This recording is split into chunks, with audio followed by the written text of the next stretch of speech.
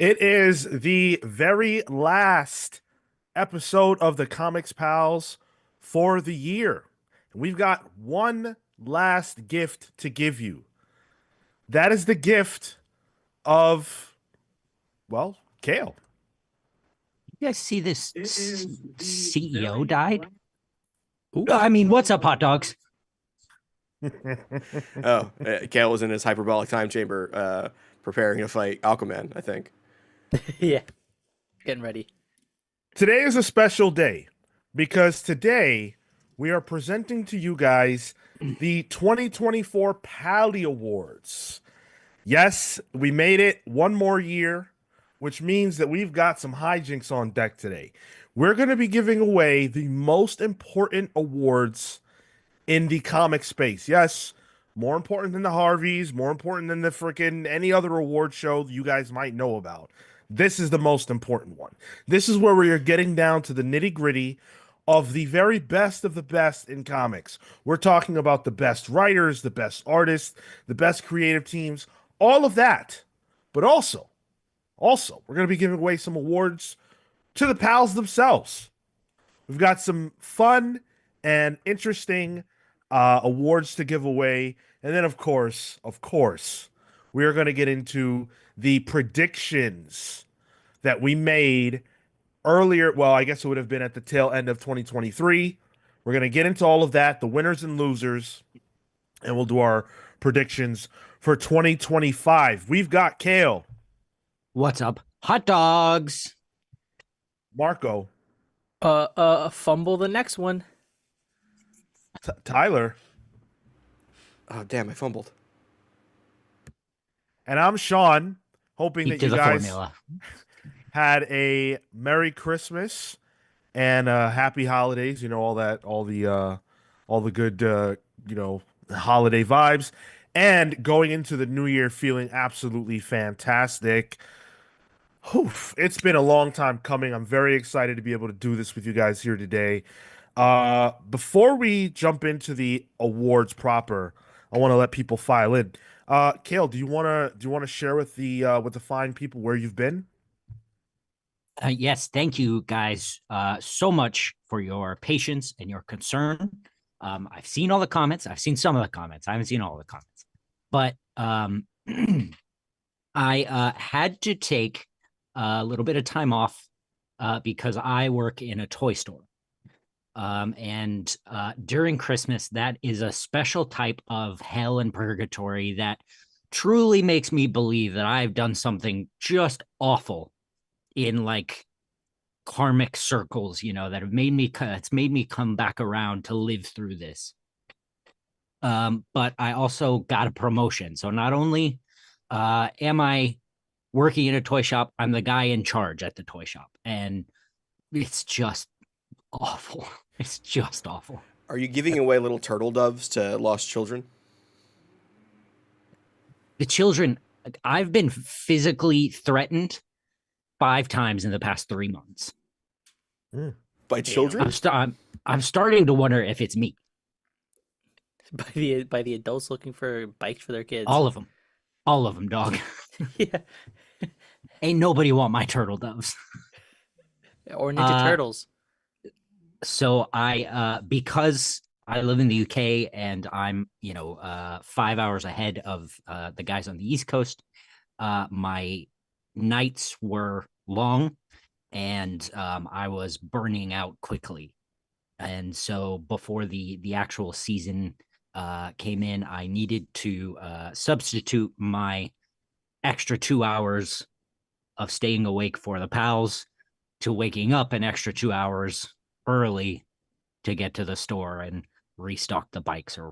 And don't use click and collect, guys. It's not real. Amazon has ruined everything. Was it like an in-store pickup thing? Yeah, it's Okay. awful. I am going to take just a little bit more time off just to get actual rest because somehow it's still not over. So thank you. I will be back in full form when I get through this, if I get through this. All right, very good. It's good to have Cale for this episode. It wouldn't be right. How could we have the Pallys without all the pals? That doesn't equate. So I want to say hello to Comics Are Dope in the chat, who says Merry Christmas, Happy Holidays. It's gonna be me and other in sync lyrics. Bye, bye, bye, etc. Well, thank you, Comics Are Dope. How about a lyric for you, or a song title for you? I want you back. I want you back. Come hang out with us. He's Join a on little this side. busy. I don't care about that. That man had enough time to text me in the middle of the night the other night, all right? While he was scrubbing his house clean. Bro Okay? said you up?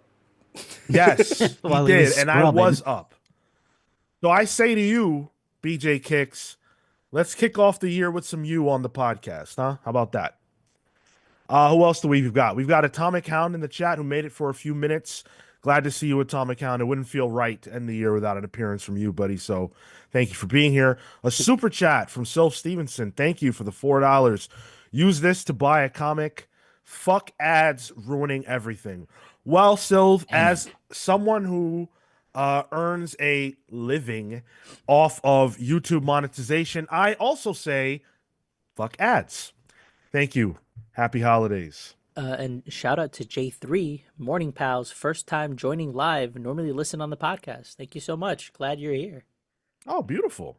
Beautiful. I love that. I love to encounter a podcast listener in the wild. It's a beautiful thing.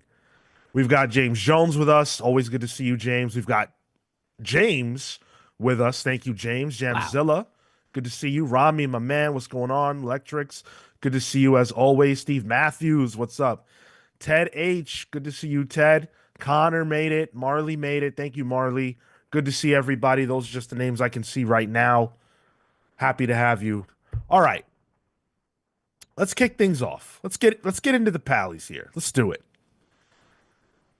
It's been a year, and a lot more people hang out with us these days than did at the end of 2023. So for many of you, this will be your first time seeing us live, at least, do the Pallys. So what is it? This is our award show. We've got a plenty of different, categories, and I want to say it up front that these categories, that the creators within them, it's all based around Pals pulls. So it's not based around our individual pull lists. You're not going to see books on here that we never discussed on Pals pulls. There are a lot of books I'm sure each one of us would love to give awards to, but that's not the function of this. We cannot discuss books that we didn't actually read. So while, for example, I would love to have The Sacrificers on here for Best Book of the Year, I can't say that Marco, Tyler, and Cale have read it. So how could they discuss a book and reasonably contend on a book that they've never engaged with? That wouldn't work. So if you feel like there's an oversight, it's probably due to that. If you've got a beat on what we've read on Pals Pulls, then those are the books you're going to hear us discussing today. Other than that, I'm ready to jump in. So we're going to kick things off big by talking about the best ongoing series of 2024. Here are the nominees: Ultimates, Rook Exodus, Absolute Batman, Absolute Wonder Woman, and Immortal Thor. Tough out the gate. Interesting. I got mine. I think it's tough out the gate, but I think at least 3 of us would come to a consensus on this. Should I just say what my pick is? You want to do it on 3? Sure. All right. 1, 2, 3. Ultimates. Ultimates. See, I was right. So you say Batman, Marco. Let's hear it. I think it is the one book for me that has had the most propulsion. I think Ultimates picked up after issue 4 or 5 for me, the Doom issue. And has been consistently good from there on for me, but Absolute Batman since page one has had me hooked, more so than some of these others. Rook Exodus was probably the other one that was a close contender, but um, no, it doesn't stand the way I feel about the analysis we've even been doing on Batman. So that's what that feels like for me. That's my best ongoing series. That's very reasonable. Yeah. I mean, it's absurdly good. I think if Ultimates and Absolute Batman weren't releasing in the same year, Absolute Batman would be the win for me. It, It's extremely good, but Ultimates is on another level. And we've also got what 7 issues out of it, so yeah. we've just had more time with it. Yeah. I kind of feel like I lived with it a little more. But basically, I would say the complete, the exact same thing Marco said about Ultimates. Like we were dissecting that book from page one, minute one of that episode of Palace Pulse. Yeah, I'm with that. Absolute Batman proves to be a seismic movement on the part of Dragata and Snyder. It's incredible, but there's so much to mine in Ultimates as well.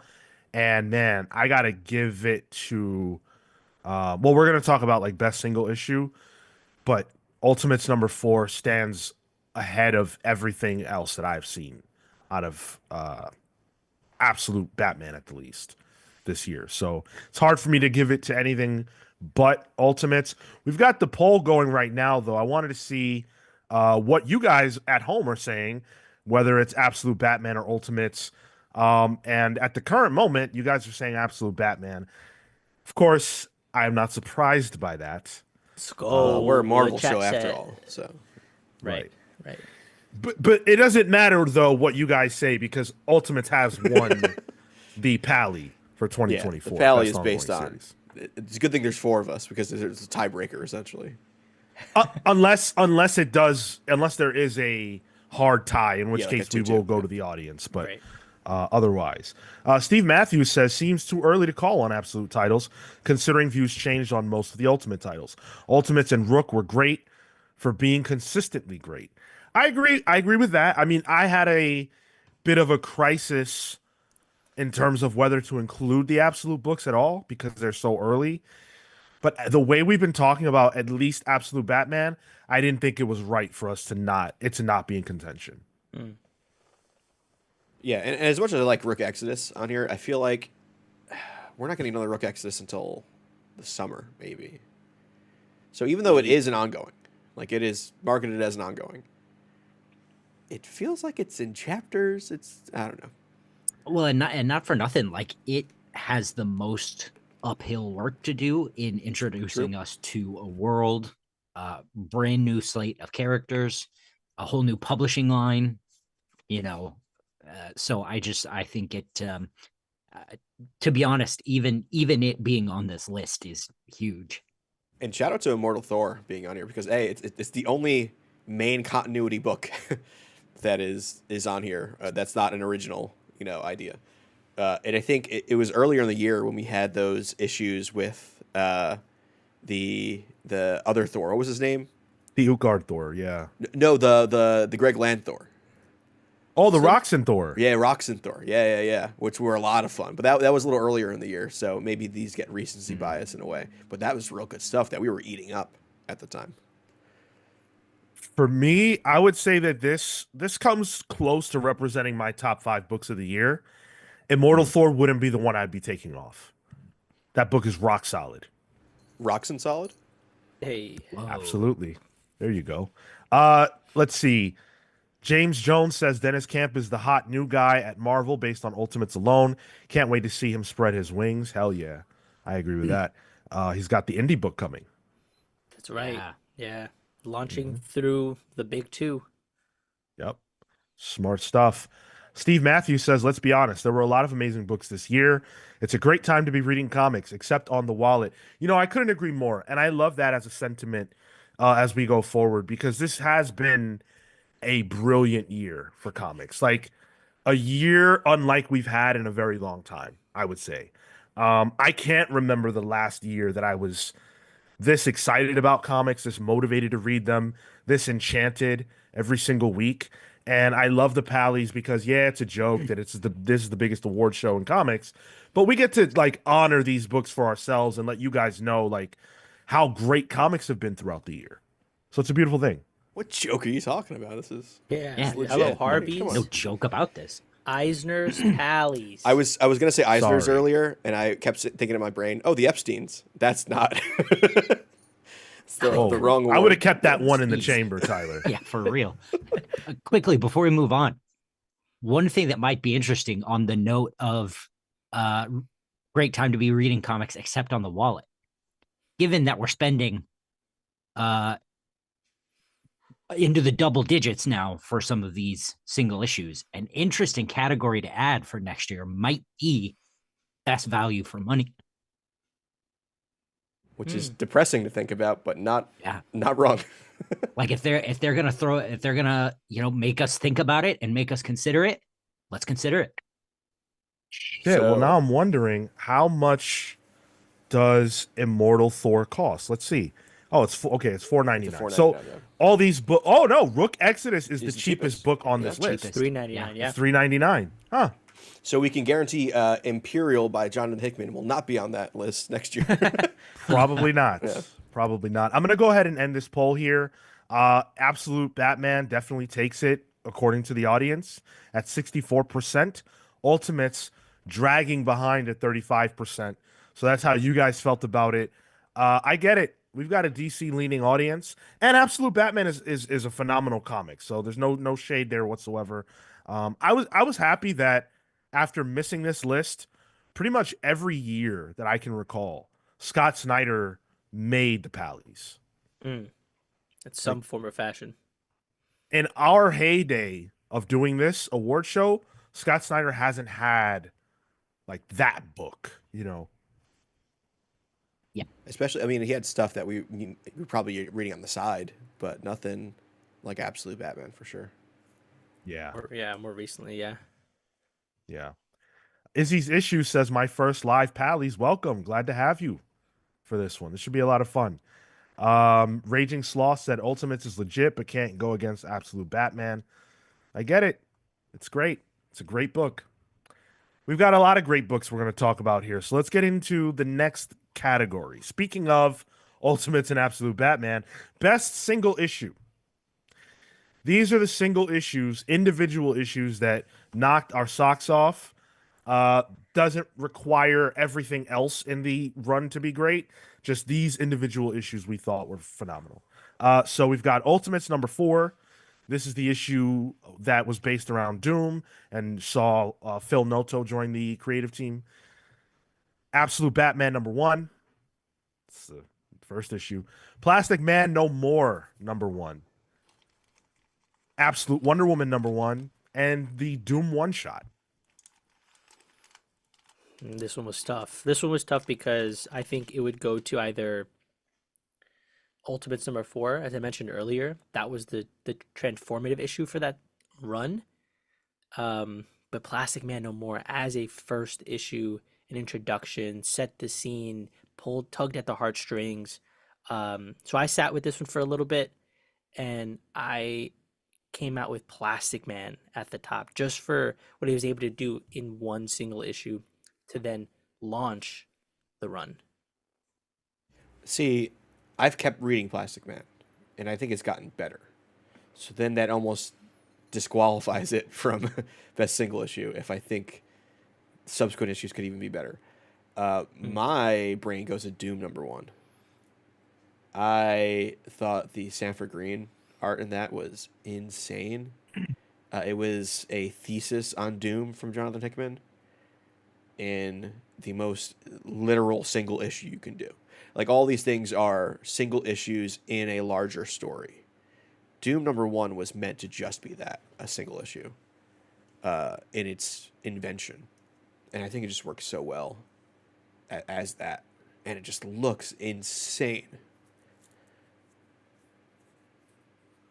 Yeah, I think for me, I want to go Absolute Wonder Woman, because I think as much attention as we paid to Absolute Batman, I think Wonder Woman gave us just as much, given the panel work and given the amount of even small storytelling that worked alongside the writing to tell us who, this new Diana is and the type of character she is, even, as young as being a baby. So I think for me, I think that's, if Absolute Wonder Woman #1 is a silo, like for me, I think I like it more. So I was set to give it to Absolute Batman because I thought that first issue was just a force, and I really love that. However, I heard a song last night that reminded me of Ultimates #4, and I remembered how much that issue crushed me, and I remembered how powerful it was, and I can't vote against how that issue made me feel. That was the best individual comic that I read this year, so that is my vote. What that means is that we Wow. each picked a different book. So what I'm doing now is I am putting up the poll, and it's for the 4 books we chose. We're gonna put it in your hands because obviously we're each gonna just argue for ourselves. So we're putting it in your hands, audience, to determine the winner of this Pally Award, whether it's Ultimates #4, Plastic Man Namor #1, Absolute Wonder Woman #1, or Doom #1. Those are your options. Cast your vote. Help us decide who wins this Pally. I like how none of it's Absolute Batman. Like, as much as we love that book, and I know the audience loves it, we have varying taste here. Interesting. Yeah, man. I hate that I'm not choosing Absolute Batman in these categories, but Ultimate's just It's a different craft. I also just think it's still Batman. Like as much as it's different, it's a lot of the same. Broad strokes. And that's not to take away from, the talent and what they're trying to do. It's still Batman. Sean, when you said you listened to a song that changed your mind about your pick, I was like, oh, he's picking Doom. He was listening to MF Doom last night. Oh no. Oh no. Very, very much not. Wait, what MF were you Doom. listening to?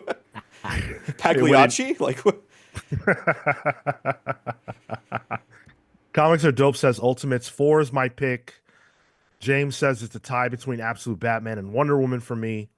Okay. So I guess by the poll, you're going to pick Absolute Wonder Woman, which is currently winning by a landslide, actually. Holy Wow. cow. Okay.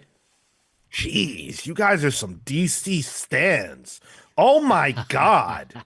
I think this was a DC channel. Wait just a minute. Yeah, don't you know we're a Marvel podcast? What are you doing? Some honorary mentions here in the chat that are interesting. The Boy Wonder #2 is also gem, according to Ted H. If you should check out that series, that mini. It's the guy who did Junie Ba, right? Junie Ba. Yes. What was the monkey thing he did? Yeah. Monkey what? Monkey King? Monkey Is it not? meat. Monkey Meat. Yeah, Monkey Monkey Schmeat. Oh, Yeah. oh. The Yeah, the I tried to bring that up once and you guys couldn't get through the title. Monkey no I wonder still you don't know can't. what it's about. Yeah, no, I can't really get through it either. But Boy Wonder, good series. It's Damien having an issue with each other, Robin. I don't know why I didn't buy that. I regret it. I don't know what was going through my mind at the time. You're probably too busy Very- running out of the store. Yeah. Yeah, actually. Okay, I'm going to go ahead and close the poll because this ain't getting any better. Best single issue winner Wow. is Absolute Wonder Woman #1 with Wow. 55% of the vote.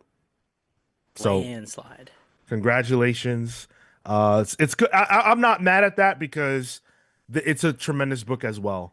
And I'm really happy for Kelly Thompson with this. I really, really am. I feel like she's had a great couple of years, and now she has a book on stands that everybody's buying that can parlay into even bigger success on the side. I've been a Kelly Thompson fan for years, but I would say this is probably her breakout year. Yeah, For it's hard sure. to argue with that, I think. Atomic Hound with the 1999, just showing some love for the pals and all in special #1, even if it didn't make the poll. Man, first of all, Atomic Hound, I want to say thank you, dude. If I had to give away an award for like freaking, community member of the year, it would go to you. That's #1. So thank you, Atomic Hound, for being Yeah. just an essential part of what we do here. From stem to stern, from when we had 10 listeners to over 100 live. Thank you so much. And you know what? All in special very, very nearly made it. But I do have to tell you, it would have taken the place of Plastic Man on this list. And I just thought Plastic Man was so cool. I just wanted to give that a spot here. I don't know. That is a sentence I never thought you'd say. Yeah. I didn't think I would either, dude. That shit caught me off guard. Have you kept reading it at all? I wish I could say that I had. It's I good. have the issues. Yeah, yeah. Once you get to it, you'll enjoy it. They're really really fun. Yeah. The all in special #1 almost made my top 5 of the year. Mm. And I really had to like fight to not include it. Which, if you're curious, I will be posting each of our top 5s of the year on the socials Monday and Tuesday of next week. Oh, So, beautiful. Look forward to that. Nice. Harris says he voted for Plastic Man. That's awesome, Harris. Yeah, I'm glad you're reading that. Flo says Boy Wonder was dope, but have to go absolute Batman. Again, tremendous competition this year. I listened back to what we did last year, and I feel like a lot of times it was a lot clearer cut. Yeah. But let's keep things rocking. Let's get into the next category. This is best miniseries. So when I think of a miniseries, I think of something that is not an ongoing. So something with a clear, endpoint, that is not like longer than 12 issues. Really more like 6, but you guys get the point. Resurrection of Magneto.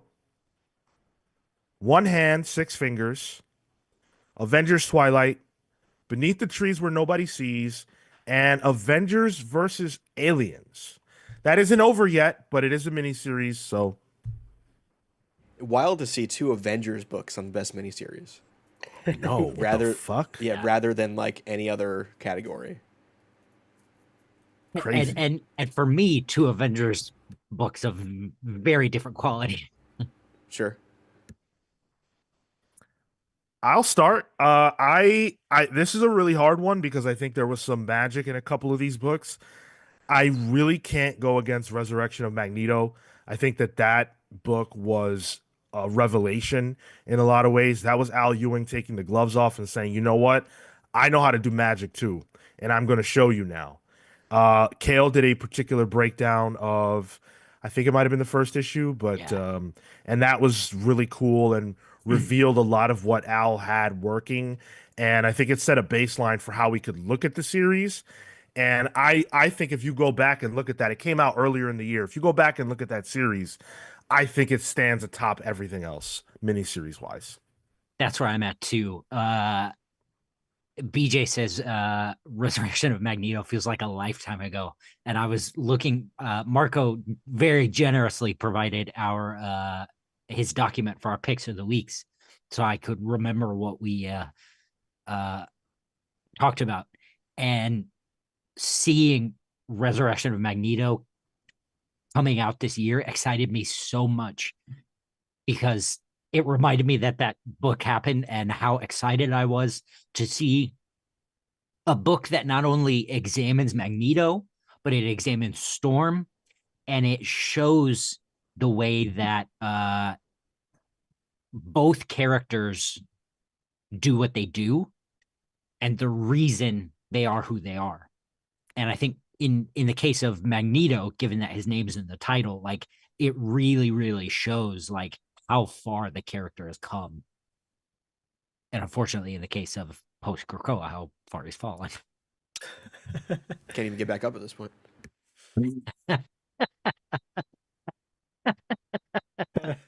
All right, I'll go with mine as I broke Sean. Yo. My God. sorry. Mine is Beneath shit. the Trees Where Nobody Sees. This kind of just speaks to a innate weirdo in me that loves this kind of shit. I like Dexter. I like, serial killer kind of stories. I took a forensics class in high school that I loved, like learning fingerprints and all that stuff, and doing presentations on. I did it on Gacy, was mine, and then I photoshopped Charles Barkley into everyone in the class's PowerPoints, which was a good fun. But Beneath the Trees was that. It was my fascination with that. And also I grew up on Richard Scarry. So it kind of worked as a way of melding two very, very different things into a genuinely good story and one of the more violent and horrific stories. But like, it was still good to look at. It was like a beautiful violence sort of thing, the way it was depicted. There's that one page, I think in the first issue, where there's like a duck person that's segmented in different pieces that is just horrifying, but also kind of cute. It's just this weird line that it kind of walked that was fascinating. Honestly, I loved it, and then it was also just a breakout for the creative team. I was gonna lean into Beneath the Trees, but I feel like I've had a stronger reaction with things like Avengers versus Alien. One for the IP, I have such a strong connection to it, but it's not done yet. That's the only thing holding me back from picking that one. I think I'm gonna go with Resurrection of Magneto as well. One Hand and Six Fingers were amazing, but one of those books beat out the other in terms of quality and in terms of what was going on with that, and so that kind of put a bit of a damper on it. Still phenomenal, but it limited the totality of my enjoyment because those are meant to be companion pieces. And so, hats off for the experimental nature of that, and the narrative talent that involved in telling that story. But yeah, Resurrection of Magneto was one whole package that I can't deny. So that's 3 pals for Resurrection of Magneto, which means that Resurrection of Magneto takes it for best miniseries of the year.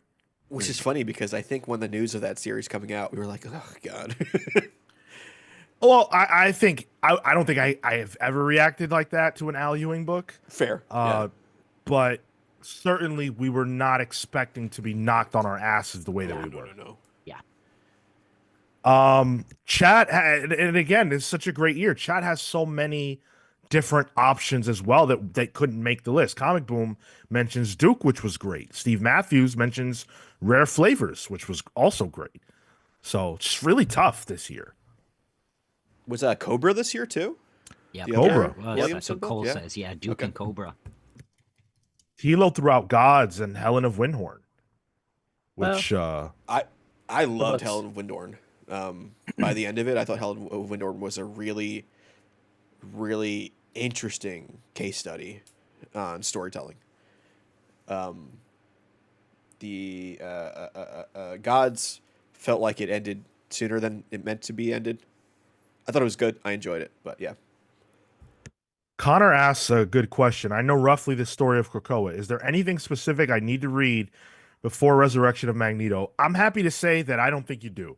I think that if you have a understanding, generally speaking, of Magneto, then you'll be fine. I think Al Ewing provides you with enough of the details surrounding the relationship between Magneto and Storm to understand why these two were chosen for this and why they're orbiting around each other. I think you'd be totally cool to just read it, especially if you know the broad strokes of Krakoa. Like, that's good enough. Yeah, all you need to know is like Magneto is dead, which the title implies. Yeah. Right. Izzy's Issue shouts out Alan Scott Green Lantern. I definitely considered putting that on here. It was a great book. I just got those 3 Golden Age minis, Sandman, Wesley Dodds, The Flash, and Green Lantern in that Comixology sale, like $1.99 each. If you're a digital reader, y'all get to Comixology. I just spent $50 on so many comics. Nice. Oh yeah. Love a good sale. Good comic sale. Okay, so we had the poll up, Resurrection of Magneto versus Beneath the Trees, to see what you guys had to say. I'm ending it now, and it looks like Beneath the Trees takes it for the audience. 52% to 47%, so that's pretty close. Wow. Okay, good. That's great. That is great. Hecatron says, I'm late, but I made it. Glad to have found y'all this year. It's made my comic reading more enjoyable, being able to hear great discussions every week. Thank you so much, Hecatron. Glad to have you on board, dude. Now, we're going to take a slight quick pause in the proceedings for two reasons. One of them is because we are about to give a gift. It is, of course, not just the last main show episode of the year, but it is the post-Christmas episode. So we're going to give you the gift of some channel memberships here in a beat. But also, I want to take a moment to shout out the patrons. So give me this grace to do this, and then after that, we will give away some channel memberships. Patreon has been an incredible it's been an honor to have so many of you with us this year on Patreon. Like, I listened to last year's episode, how many names I shouted out. It is a beast now compared to what it was last year. And, it's incredible to think that when we first started this, we were basically talking into a fucking echo chamber. And now there are so many of you supporting us on Patreon or otherwise. But I want to give a special moment to the patrons who have really held us down. So many of these names have been on the list for a long time now. It's crazy to me. Special shout out to our Pals vs. Legends, Thunderstruck, Rebecca Alejandro, the Hound of Justice, Atomic Hound, who was with us, Starcross, Catherine Stars, the Red Spiral, Spiral Storm, Adam and Bernie, the Best Boy, the Spear of Judgment, Jay's Jumble, the Night Stalker, Harris Dajinski, who was in the chat, Brian Demolish Del Pozo, Kefis the Incorruptible, Momentum Mike Elliott, Dan the Truth Trudeau, Marley Manastorm, who was in the chat, Slowflow Dameron, who was in the chat, Christian Uncaged, who I think I saw, Al, Always Laughing, almost said Al Ewing, the Spear of Justice, Izzy's Issues, who is in the chat, the Great Destroyer, Hyper Viper 89, Robert Runback Cashaback, Pete the Dreamweaver Collins, Matthew Malice Price, and James Just Jamming Jones. Thank you so much. I will get to the rest of your names a little bit later on. If you do want to join us on the Patreon, that's patreon.com/thecomicspals. Okay, you guys were good. Let's give away some channel memberships. I'm going to launch 5 off right now. Here we go. Let's see who are the big winners. Ooh. All right. Go ahead, Marco. Cosme the Andric, Harris Pagero, C.W. Gordon, Kel Razor, nice, and Steve Canaris. Let's go, folks. Nice. Congratulations on those early access videos, your emojis in the chat, your green names. Love to see the green names. And I'm happy Steve Canaris won because Steve Canaris gifted me some pretty sweet RoboCop versus the Terminator comics by Frank Miller and Walt Simonson. There you go. Nice. Whoa. What a team. Yeah. I didn't know that existed, so I was blown away. Connor says, yeah, I feel the same, guys. This channel has improved my comics experience 100-fold. It got me to change off my Forbidden Planet sub and find my LCS so I could read the issues in time for Pals Pulls. I love that, Connor. Thank you for saying that. That's cool. It's very, very cool. All right. Let's get back into the proceedings. Now we're getting into the individual creator awards. So things are going to get a little hotter here. Best writer. Al Ewing. Ooh. Kelly Thompson. Well, Al Ewing, Immortal Thor, Resurrection of Magneto. Kelly Thompson for Birds of Prey, Absolute Wonder Woman, Powerpuff Girls, Black Cloak, Scarlet. She cooked all year. Yeah. Mark Waid, Absolute Power, World's Finest, Justice League, Unlimited. Jonathan Hickman, Doom #1, Gods, Ultimate Spider-Man, Avengers vs. Aliens. And of course, Joshua Williamson, Superman, G.I. Joe, Cobra Commander, All in Special, Duke, all that good stuff. Where are you guys at? I think I know where I'm at. I feel confident in saying I'm very surprised at the competition this year, and I'm like 90% sure this would be the first year, any other year, that it's not going to go to Hickman. Did he win last year? Probably. I don't remember. No, no, I don't think he Any was even yeah, in it. any other year where he's Sure, on the sure, list, sure. he would have won. I'm with you. Yeah, yeah. Who's your pick, Cal? I think I'm gonna go Kelly Thompson. Are you She put out floundering between two people or? well, maybe her and Al. Okay. But I just put everything Kelly put out, including the stuff in her Substack, was just banger after banger. Like she put out a Powerpuff Girls comic that made me go, "Oh shit, this is the Powerpuff Girls." And I have been just very into everything Kelly has done. I think it's got to be Kelly for me. See, I'm floundering between Kelly right now, which I agree with everything you said. We got Birds of Prey continues to be good. Black Cloak came back this year too. But then I think about what Mark Waid has done at DC Comics, and I'm thinking of like Batman and Robin Year One.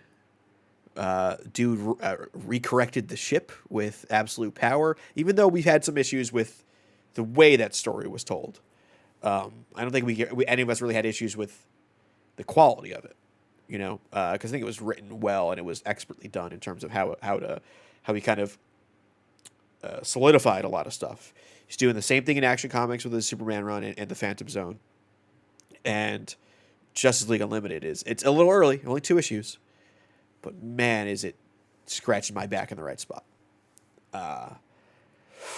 That being said, as much as I am a Mark Waid fan, I'm gonna go with Kelly too. It's just the sheer numbers. All that soliloquy to not pick Mark Waid. It's called tension. It's David and Goliath, man. I'll take that soliloquy and I'll slap it onto mine because I've been floundering between Kelly and Mark, and I think based off that, all the books that of all these writers, Joshua Williamson has had a hit or miss for me. Hickman has had a few misses for me. Al Ewing, I think, has had a great selection, but I want to commit to more of his writing, and that leaves Kelly and Mark for me. And I think it's Mark is going to win out simply because the books that I've picked up, I've just thoroughly enjoyed. I've just had a good time. I've either been have had a thoughtful experience with them, or they've just been pure fun, like with World's Finest. Absolute Power, I've been thinking about. You're right that the Unlimited is only just started, but the way that he's taking control of the universe, I feel like it's in good hands. It's in safe hands. It's being guided towards the right trajectory, and I'm not only am I giving him credit for his writing, but I'm giving him credit for some of the leadership that he's putting down at the moment. All right, so Mark Waid for Marco. Jonathan Hickman is my favorite writer working in comics, but I just don't think anybody had a better year than Kelly Thompson. So I have to go with Kelly. That is 3-1 on Kelly Thompson being best writer, winning the Pally for best writer. Congratulations to Kelly Thompson on that. I'm gonna start the poll anyways between Kelly and Mark Waid, since those were the only creators chosen by us, to let the audience choose between those two. But again, everybody on this list had a crazy good year, I think. Yeah. Yeah. Kelly, your trophy is in the mail. With the holidays and everything, it's been crazy. So Well, feel free to come back and except in receive person. it too. Yeah. In person. Hell yeah. All right. Hound says Mark Waid, and I don't begrudge him that for someone who's such a long time reader. Oh, I think we lost Cale, sounds like. He'll come back. Yeah, he's just frozen. But yeah, I understand where he was going. Just that a longtime reader of comics will be enchanted by the fact that Mark Waid is back and in that kind of position. It's a beautiful thing. I completely agree. Connor mentions Rom V. Rom V had a pretty great year too. Yes, indeed. I completely agree with that. Tilo gives it to Hickman. I mean, who could argue? I certainly wouldn't argue.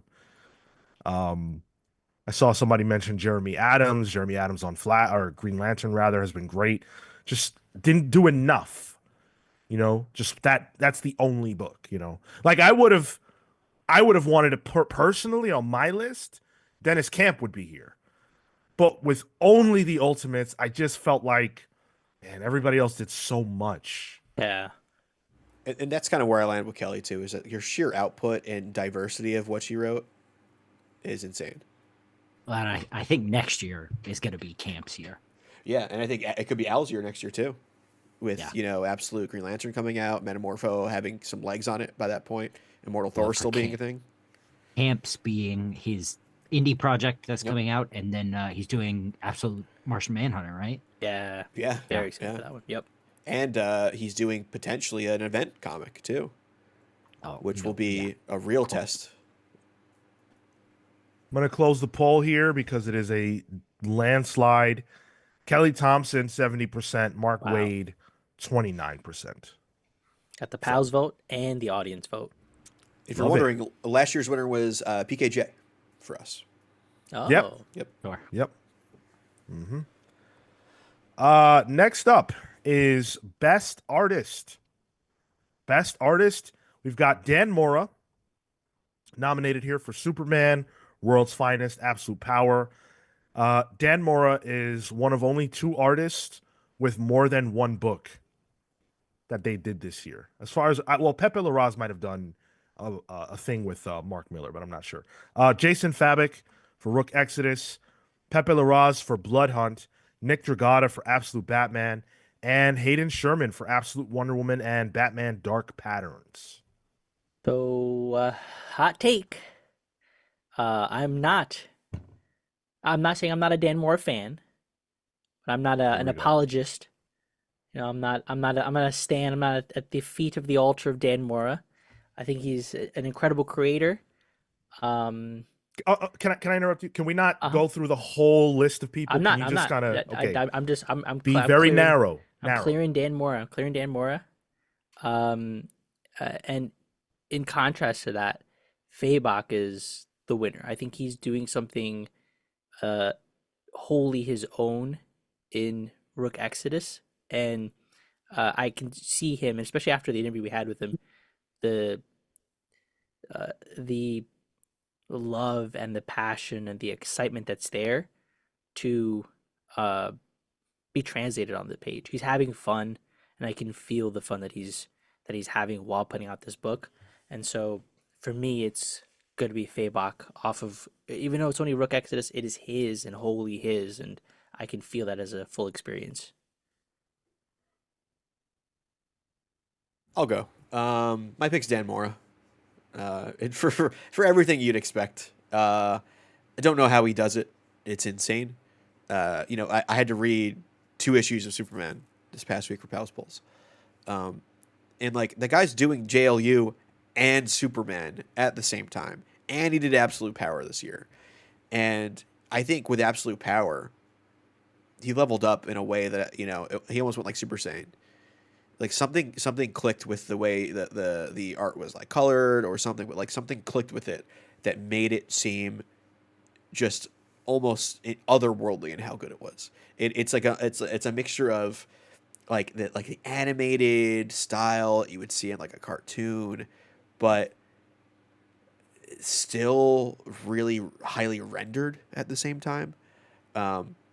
It's as much as I love everyone on this list, Dan Moore ekes out, in my opinion. I think for me, it's Sherman. Hayden Sherman.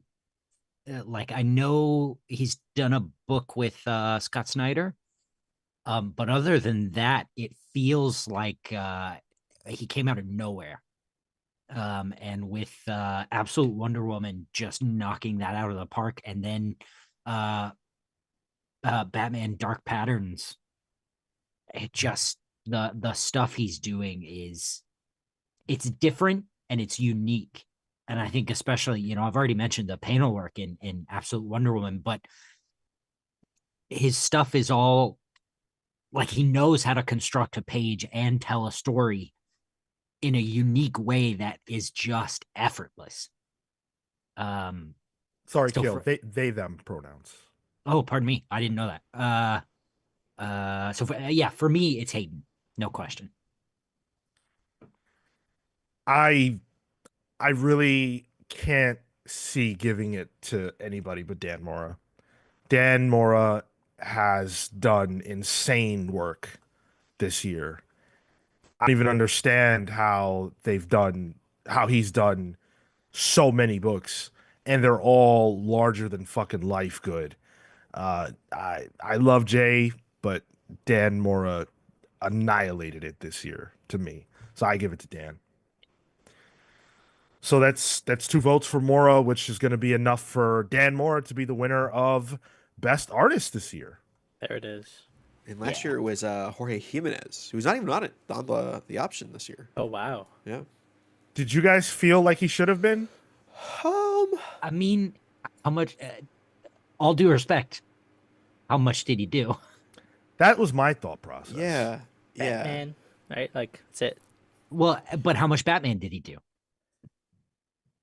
Yeah, I anticipate they would only have one book, but when you have only one book and then you're only on like every other issue of that book, it's tough, man. They did a lot of covers this year, or Jimenez did a lot of covers this year. So I wonder if that's where the time went. But yeah, like even like the big Batman event was what Joker Year One, which was not him. Yeah. Yeah. Yeah. So, Atomic Hound makes a great point. The fact we have this many great creators on this many good books is the real celebration. Exactly. Exactly. I actually hate award shows in real life. But A, I think it's fun for us to do this, and B, it's a way to celebrate the creators who really kicked ass all year long. Comics Are Dope says we didn't even mention all the cover work Moore has been doing, and that's a great point as well. Yeah. He's been doing those celebrity cameo covers. He did like a Jerry Seinfeld. He did a William Shatner one. The solicitors came in for a Guy Fieri meets Batman and Superman. It's always Batman What? and Superman with celebrities, and their covers for World's Finest. The Guy Fieri one might be a must get for me. I gotta say. Look this up. Oh, I have haven't even the heard that. I have the Jerry Seinfeld one. Really? Oh yeah. They're in the car with getting coffee with Jerry. It's Batman, Superman, and Jerry Seinfeld in a car with coffee. They're about to pick up Jerry's girlfriend from high school, I think. Yeah, and it looks like the poll is going a similar way. Dan Mora scooping it up in the poll as well with 67% of the vote. So you guys are big fans of Dan Mora. No surprise on a Marvel podcast that Dan Mora would win an award like this. Noted Marvel artist. Let's get into Best Colorist. Best Colorist. The options are Jordi Belair, Birds of Prey, Absolute Wonder Woman, probably more things. With colorists and letterers, it's really hard because they work on so many books. I don't remember them all. Marta Gracia, Blood Hunt. Brad Anderson, Geiger, Rook Exodus, and Redcoat. Tom Rabonvalon for Justice League Unlimited, DC All-In Special, and other things. Frank Martin on Absolute Batman and other things. Who did the Absolute Power event? Was that Bonvillain? I don't think so. I think it No, was that's what it Alejandro was. Sanchez. Yeah, you're right. Oh, For me, I'm gonna go with Frank Martin on this. I think what Frank Martin's doing in Absolute Batman with Nick Dragotta is revelatory.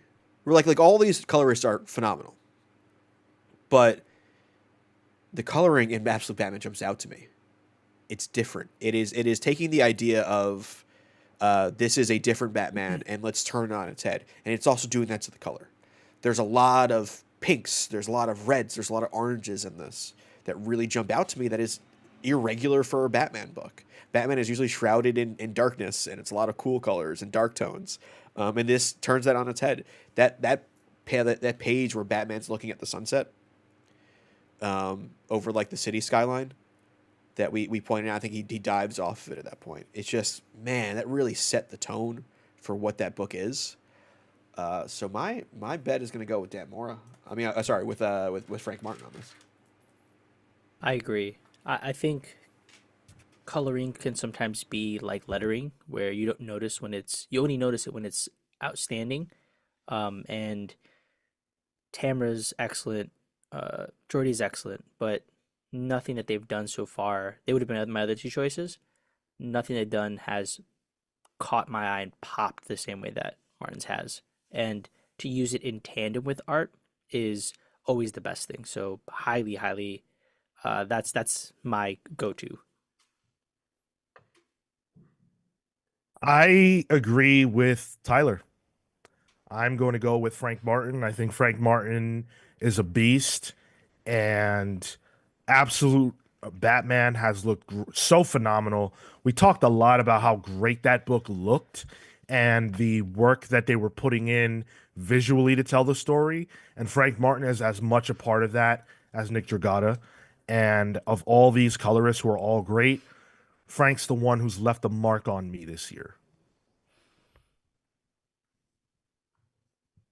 Think I'm I think I'm with that. I was very surprised that uh that the absolute power colorist didn't make it on here. I didn't know it was Sanchez per se, but um I think the colors in uh Absolute Batman really made that book stand out. You know, when we were just looking at the black and whites, we were like, oh, this is going to be big. But then seeing the way that the color works and the way the color works specifically in Gotham, I think in this other universe, I think really takes it. Marco, who did you go with? No, Martin. Oh shit, so a sweep. Sweep, Okay. yeah. Whoa. Wow. First sweep, Easy. right? Yeah. Yeah, I think so. Yeah. Yeah. No poll then. All right. Man, Congratulations, Frank Martin. Frank Martin's been killing it for a while too. Like King in Black is where like Frank Martin's name was like, oh, okay, hold on a second. Yeah. Yeah. And I see you chat on Brad Anderson. I completely agree. I voted Brad Anderson last year. I love Brad Anderson. Frank Martin's just doing something for me right now. Yeah. Well, and something different specifically. Yeah, And Anderson has the output and output on high profile books, but yeah, there's an elevated sense to Frank Martin. And he's doing something different on a book where the MO is to do something different. And he's kind of just taking that baton and running with it. Yeah. Let's get into best letterer. So we have Hassan Otsman El How. We have Rob Lee. We have Clayton Cowles, Ariana Mayer, and Becca Carey. Well, your annual reminder, free Clayton. But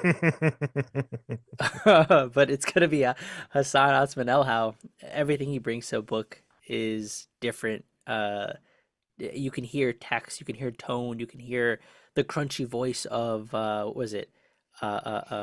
Two-Face. Like there's just things that are happening constantly in the book that sound. And that is a huge marker for me from a lettering standpoint. And I think everybody else has volume and is good, but Hassan again is elevating the medium from a lettering standpoint. I am going to go with.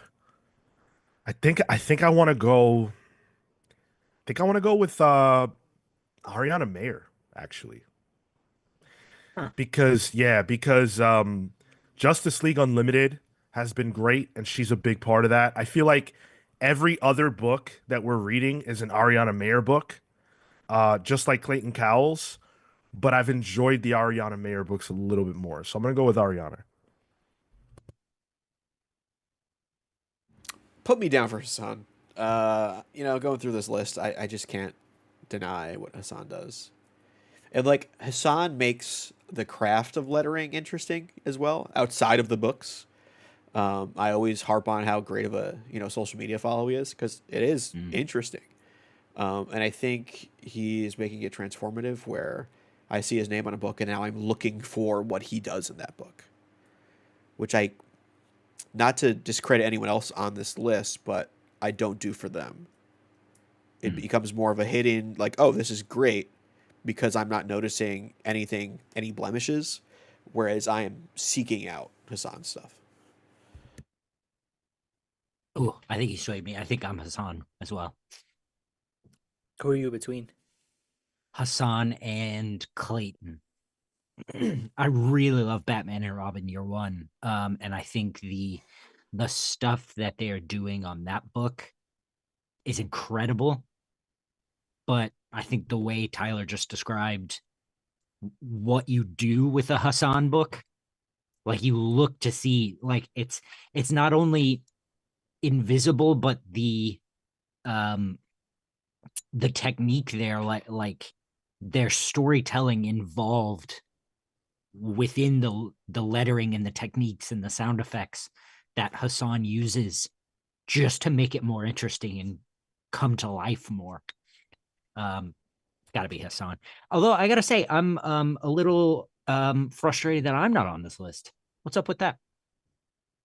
Well, you know what, Cale? That's a good point. Unfortunately, we didn't read your books on Pals Pools.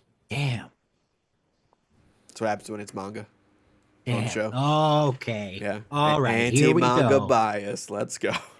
Kamen Rider Kuga Volume 9 in stores now. Hey, let's go with There the you go. plug. There you go. The poll is looking like a sweep, just like it was on the panel.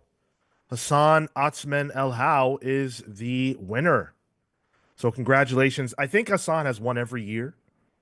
One last year. That much I know. Well, Yeah. No, there's no surprise there. Hassan is Yeah. probably the greatest letterer working in comics at the moment. So congrats to Hassan. Now, let's do best overall creative team. Mm. So this is the book, this is the creative team that is most impressive to you right now.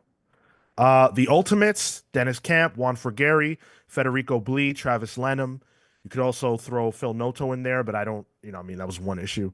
Absolute Batman, Scott Snyder, Nick Dragata, Frank Martin, and Clayton Cowles.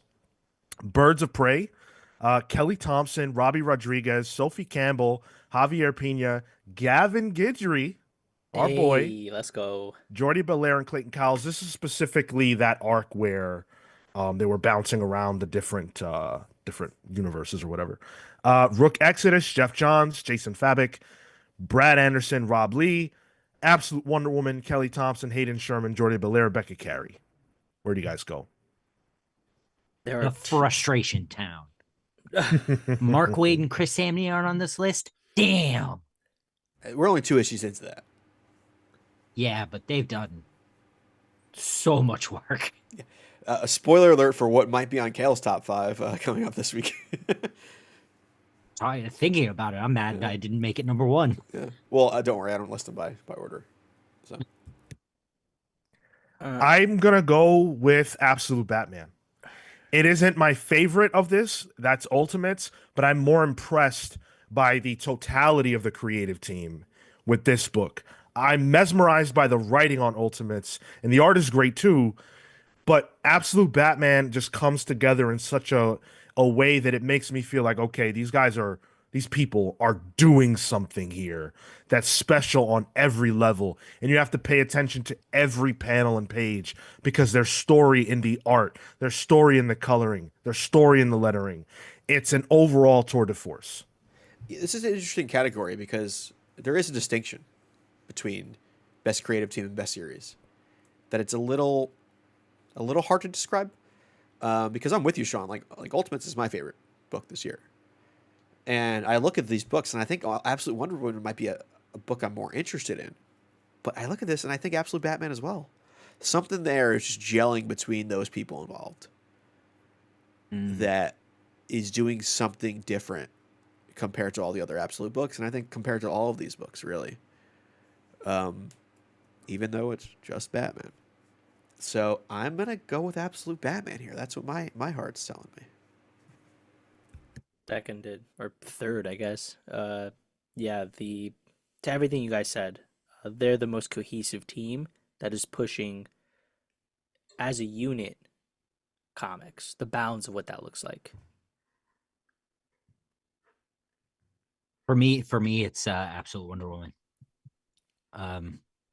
Kelly and Hayden and Jordy and the other person, Becca Carey, I think are all just doing amazing, different stuff, and especially different for Wonder Woman.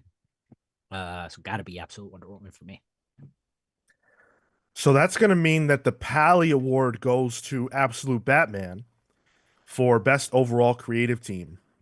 I did put the poll up between Batman and Wonder Woman so you guys can fight it out in the poll there. Man, I think we're going to look back on Absolute Batman and we're going to be like, wow, we were eating good. In a similar way to the way we talk about The Dark Knight Returns. I really believe it's that level of quality. And I know that's a hot take, and I know a lot of people, hold that book close to their chest, but this feels like our era version of that. That's a big. Go ahead. Wait, is 2024 the 82 of the modern era? Yes. Honestly, Yes. with all these micro publishers popping up, micro imprints, it's a big ass year for comics. Hell yeah. Uncaged says, I'm super torn, but Rook Exodus is suffering from recency bias. I hear it, man. Jay is doing crazy work on that book. I just feel like for me, I need to see the world open up. So the next arc has a better chance of winning this kind of thing for me. James says it's a toss-up between Batman and Rook Exodus. Rook getting a lot of love in the chat, and I'm glad to see that. Like, it may not have won an award here yet, but it's represented. It's definitely represented. I think it's represented on most of our lists too. I'm also surprised Geiger isn't here in this category specifically. The way Jeff and Gary Frank work together is insane. I think we've been kind of cool on that book as it's progressed. I think it's been solid for itself, but compared to the other things that have come out since, even within the respective universe there, I think those things are slowly starting to elevate past. And it's funny you should say that, Cale, because that creative team won last year. Because it was for not surprised. Yeah, Ground Zero, and Junkyard Joe was last year as well. So yeah, Junkyard Joe definitely pushed it over the edge. Yeah, and I don't say that coming here as a Geiger lover all of a sudden. Don't worry, I haven't changed. We're still an anti-Geiger hot dog cart, but you can't deny the talent. Indeed. And apparently you can't deny the talent of Absolute Batman because it won the poll as well. Absolute Batman taking 51%, Wonder Woman 48%. So that's extremely close. Yeah, it's a close one. Eked it out. It makes me feel good that Absolute Wonder Woman is being that well received.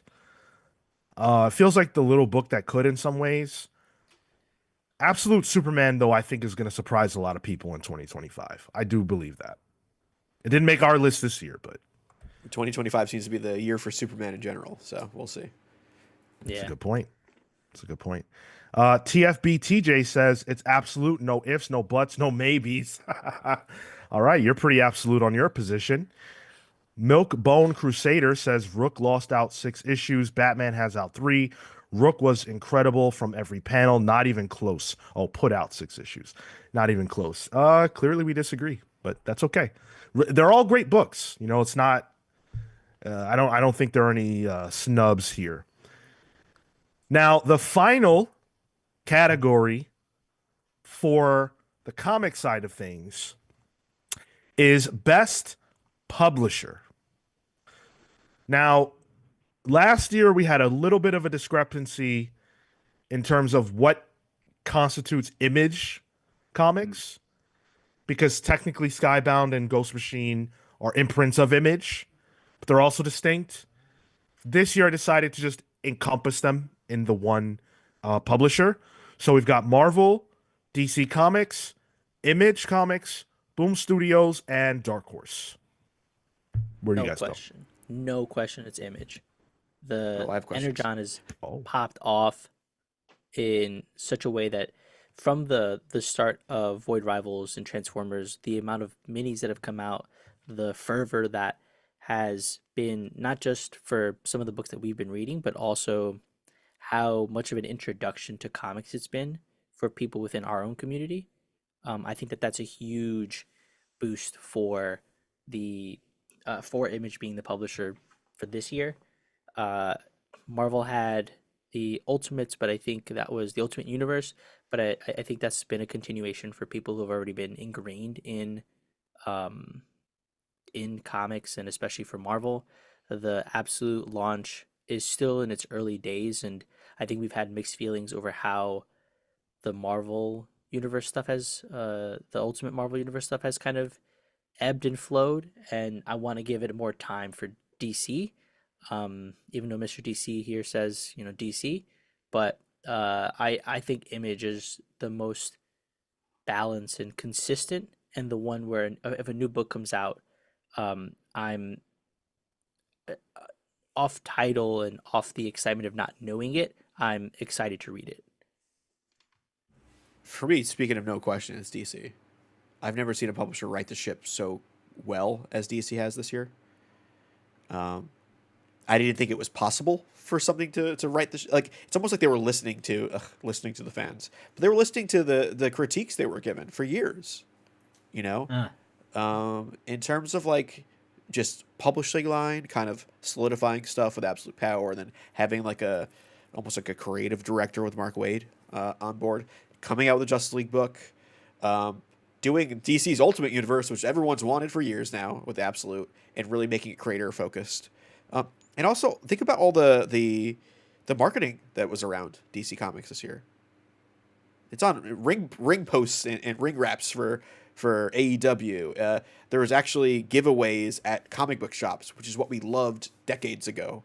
Coming back this year, I just think DC hands down was the best publisher this year. As much as I love Energon and what Ghost Machine are doing, an Image, and even like Giant Generator, but DC is just, yeah, I have no question that it's DC here.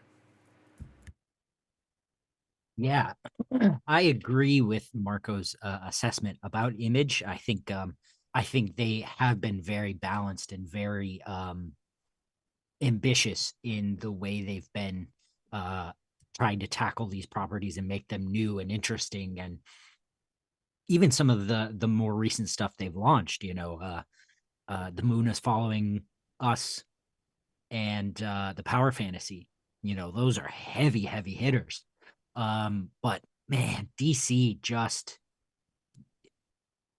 they're not only coming out as ambitious, they're Tyler said it, writing the ship and really trying stuff. And then not only are they trying stuff, they're being crazy as they're trying stuff. Like Absolute Batman doesn't look anything like Batman, which doesn't look anything like Detective Comics, which doesn't look anything like, even Batgirl, right? Um, I think it's got to be DC because they're really going for it. to the surprise of no one, my answer is Marvel Comics. Who could deny how incredible the QR codes were this year? Almost Right? got me, Sean. Almost got me. Okay. The red band, the red band. I was expecting you to have like a whole pitch about Ultimates and all that. Who could forget how much he loved Blood Hunt? Oh, And yes. Avengers. My favorite. It showed up on these lists, so Yeah, for art. I didn't even think twice about this. The answer is DC. DC Comics managed to do just about everything right this year. And I can't think of a single other time in my history of reading comics where I could say that. DC made almost no missteps. Pretty much everything I read by them is great. The Absolute Universe feels like fucking indie comics with superheroes. That doesn't even make any sense. Um, and they brought hype back. They brought hype back. DC had a solid 2023, but it wasn't hype like it is now. And so I can't bet against that. It's DC Comics for me. Um, and so that means DC Comics wins the Pally for best publisher. Congrats, Mr. DC. Yes. Oh, Wow. I didn't factor in From the Ashes. Hold on, I might need to change. Oh, I like how Sean mentioned 2023 DC had a good year, bro. Night Terrors? well, yeah, but I think if you silo that, That killed the hype. yeah. DC Yeah. brought the hype. They found it again. How DC got its hype back. I mean, DC also this year brought back Vertigo, Compact Comics. Oh my God, yeah, right. Yeah, Yeah. Oh, I finally got my hands on a compact comic. Which one? Y'all were right. I didn't buy one. He just What, just what am grabbed I? it. What am I made of money? Oh shit. He touched it. Oh man. I picked it up and I looked at it and I went, oh, I have this. But I did look at it, and even Watchmen, like the stuff, go like I really thought Watchmen would be the one that would make me go, oh, see, I was right. Fucking look great. Oh, look, I was right. You feel good in your hand, like It felt great. Yeah. Yeah, I mean, the Compact Comics initiative, like I forgot that was even a thing, but Jesus, dude, like that's a new. I know it's not really new, but like it's a different thing that they're doing that's bringing eyes to the market, bringing new readers. How many times do we see comments from people who are like, "Hey, I'm just jumping into comics. DC is where I'm starting at," or I'm into Absolute Batman or whatever. Like I feel like they're where people are excited to be, and that's a beautiful thing. But not to say nothing and take away from what every other publisher is doing. People are loving a lot. DC is not working in half measures like I feel like a lot of publishers do. They're like going in. Yep. They're going all in on a lot Yeah. of their initiatives. So it is refreshing to see that. Steve Matthews says, David Zaslav thanks you all for buying him a 5th yacht this year. DC love. DC Comics is barely gonna fund a meal for Zaslav. It probably funds his tax guy, maybe. Maybe. Well, he'd have to Yeah. do his taxes. Year of the Collector says so many stories I can get caught up now with compact editions. My LCS owner said that DC is killing it right now. Well, your LCS owner is right, and that is the beauty of compact comics for people who are entrenched in comics. And even if you're not, the fact that you can say, hey, there are some banger books, some of the greatest DC comics of all time that you can just go and grab for $10 in a compact, read it on the go format is just crazy. For all the negative things I've said about how it could affect comics, one thing I know for a fact is that it is a beautiful thing to be able to just hand somebody a book like this size and go, hey, go read it. It's beautiful. Near says DC sweep. Yup. I mean, the poll, I'm going to close it now. 74% DC, 25% Image. That's lower than I thought it would be, to be honest. For DC? Yeah. Yeah. Yeah. It's remarkable. Near says rewatching the New 52 deep dive compared to seeing DC's great moves now is such a whiplash. I'm glad they got their act together. First of all, thank you for rewatching it. I can't even imagine. I mean, I can imagine doing it myself. I can't imagine someone else rewatching that. But thank you for that. And yeah, it is whiplash. Like this is the New 52 done right. I feel like this year that DC is having. So it's incredible. Gore Vidal, at my LCS, Marvel variants, ratios, and any, quote, first appearance dominate the sales and interest with customers more than the contents in the books. I mean, one of the things that we've talked about have been not the gimmicks, but the incentives that are meant to bring people in, and DC's focused on that content. The quality. And DC will probably always have an uphill battle. They're not gonna beat Marvel consistently. It's been lopsided for almost 60 years. Like it is what it is. But I like the fact that even despite that, DC is putting their whole ass into publishing great stuff and being innovative in a way. Comics are dope says I feel like the award for DC should be most improved.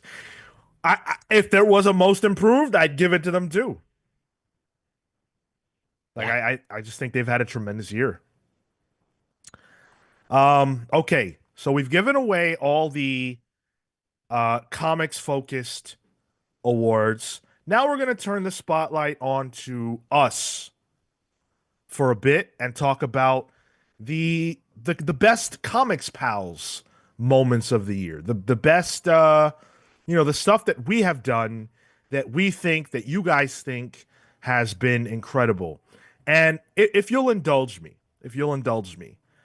I would like to talk about the year that we have had because the comics industry has had a tremendous year, and I think we're all grateful for that, and we're here to celebrate it.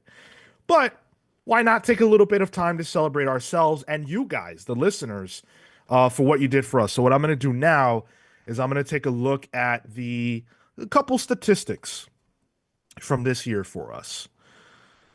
This year, we got 395,000 views for the channel, Hot. which is up 89% from 2023. So Fucking hell. that's an incredible growth spurt. 89% growth in views. Thank you guys so much for that.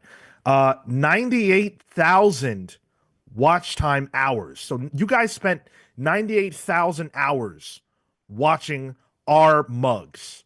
Jeez, find a hobby. We did. Yeah. Oh, yeah. They did. Sure, It's yeah. us. Yeah. And you want to know what? 547% more than the year before. That's a big deal. Yeah. That's crazy. Subscribers, 2.7K this year, which is up 167% from Wow. 2023. Doubled. Couldn't get that extra 2%, huh? And I won't go into the revenue, but I will say thank you guys tremendously for the revenue on the YouTube side of things. You guys have been beautiful to us. Steve said, "Pals are growers, not showers."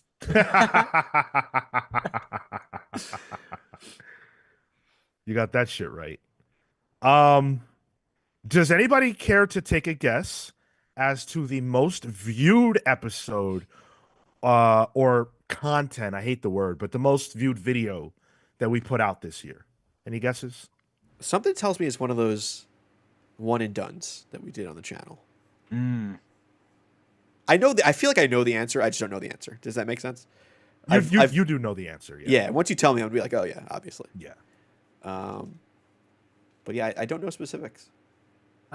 Is it the comics relationship one where we talked about the Peter MJ relationship? Spider-Man fans will come to the channel if you bring that up. Yeah. Marco, do you have a guess? I thought it was going to be one of the DC like all-in conversations, future whatevers. So the answer is, does anyone actually care about new Marvel and DC characters? Tyler clearly knew, but he just couldn't put the name on it. Sure. 15,000 views. That's our most viewed Wow. anything. Whoa. Yeah. You guys came for that one. The most viewed episode overall is the Sal interview. Yeah. That was the best performing like episode that we did. We So I'm got pretty Tilo proud of out that. one. Oh, did we? Nice. Yeah. Nice. Love that.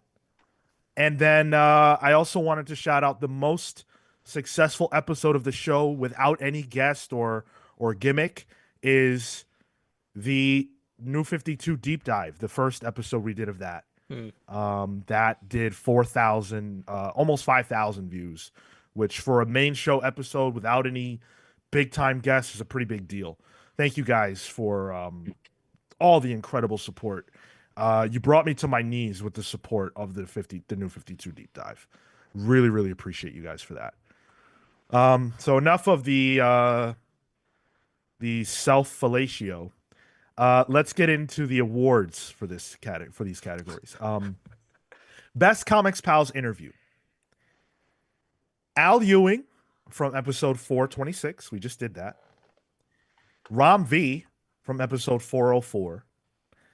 I believe we pit Marco against Rom in that one. That was fun. AI again. Yep.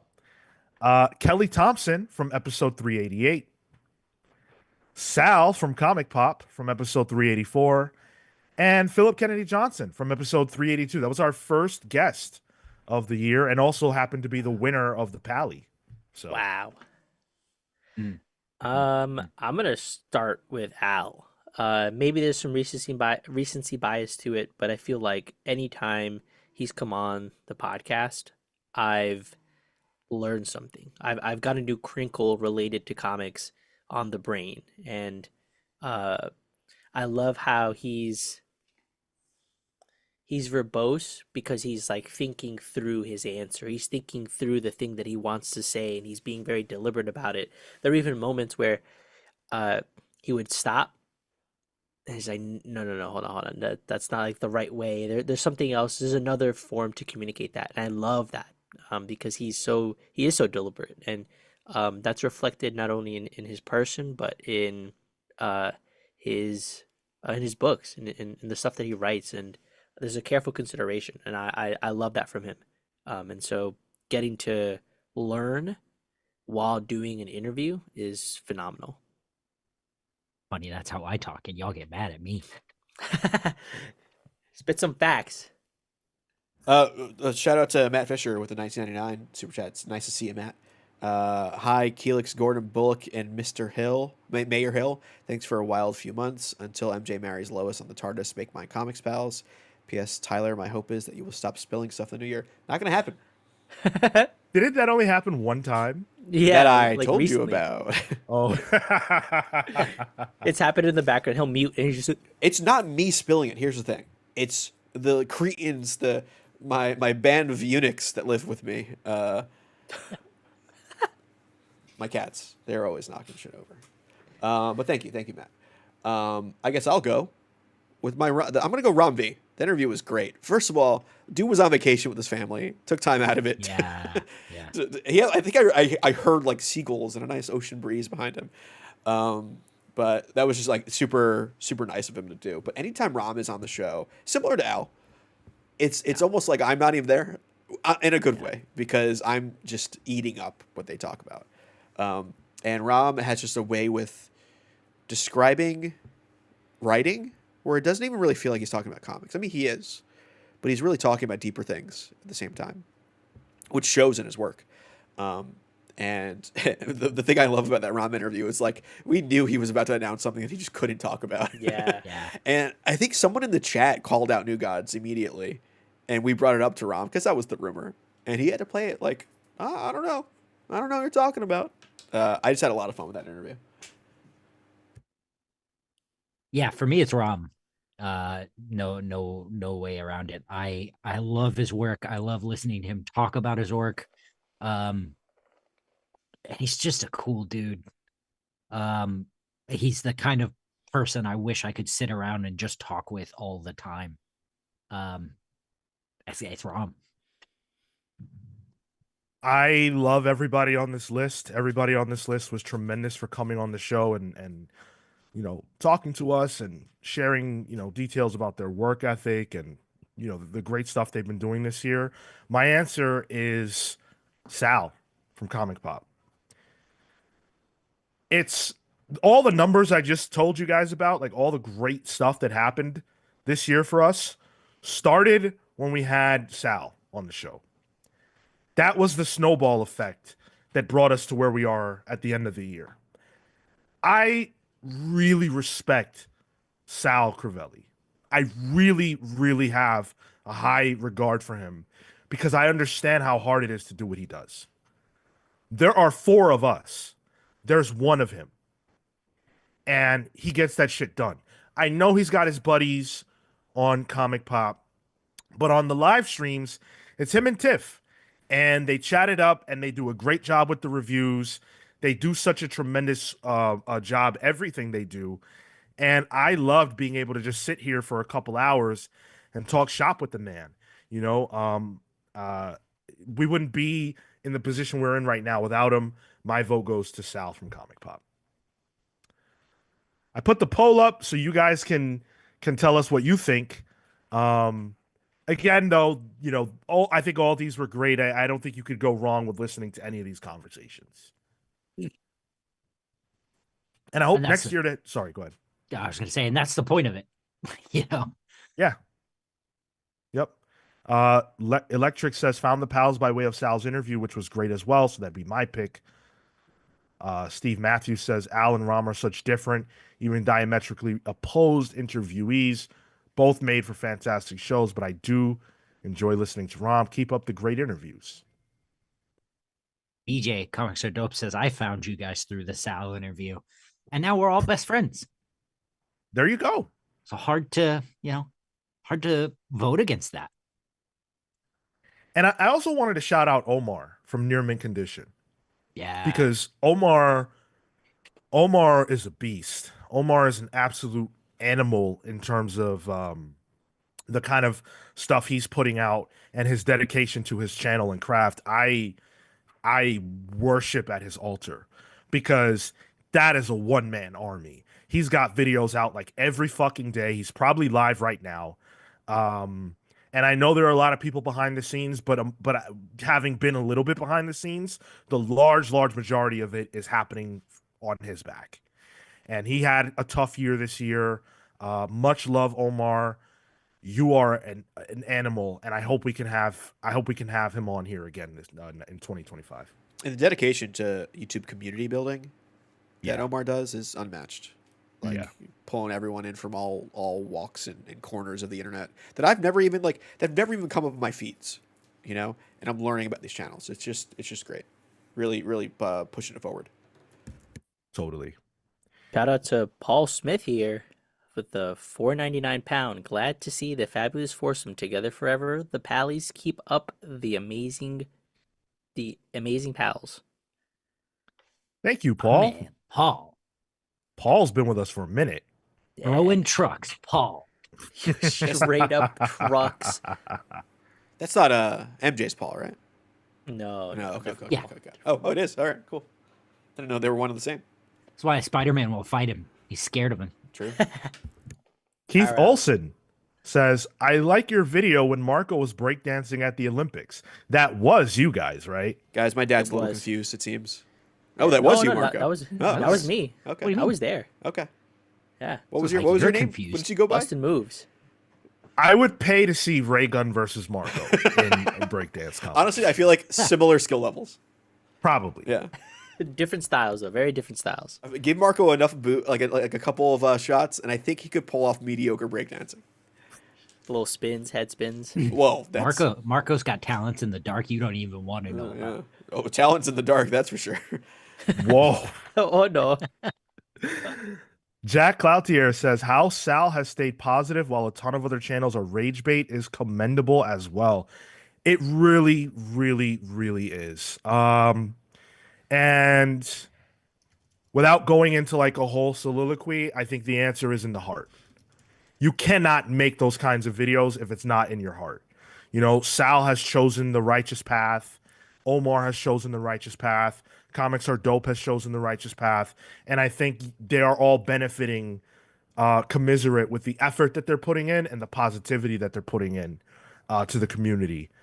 And those channels prove that you can win by being honest and truthful and good. And you don't have to turn to the shit and the muck to win on YouTube. So for any YouTubers out there, those are the models of how to do this shit. Certainly one of my models for how to do this shit. I'm going to end that poll, though. And Sal from Comic Pop actually wins it with 43%. So there you go. Sal managing to win a Pally here. Congratulations. Next up is Best Book Club. So we changed the format of the book club this year. It became more about doing like a sort of a pseudo mini deep dive and seeding over the picking of the book to you guys. The nomination process that you guys have been amazing about, nominating a book based on a theme that we choose, and then voting on the most nominated books in the Patreon poll. We have no say at all in the book that gets chosen, which is a huge shift from the way we did things last year. And we've also transitioned into just the sort of one host voice. So all of these were chosen by you guys ultimately, and these were the ones that I thought produced the best conversations. So we've got Dark Knight Returns, Batman by Morrison, Annihilation, Man of Steel, and Crisis on Infinite Earths. My pick surprised me. It's Man of Steel. I think that was the one that kind of ushered in the change in format. I think, right? Am I right on that, Sean? Yeah. Yeah, and I think it was really enlightening in that format change because I'm learning about the book and the context of the book rather than just reading the book itself.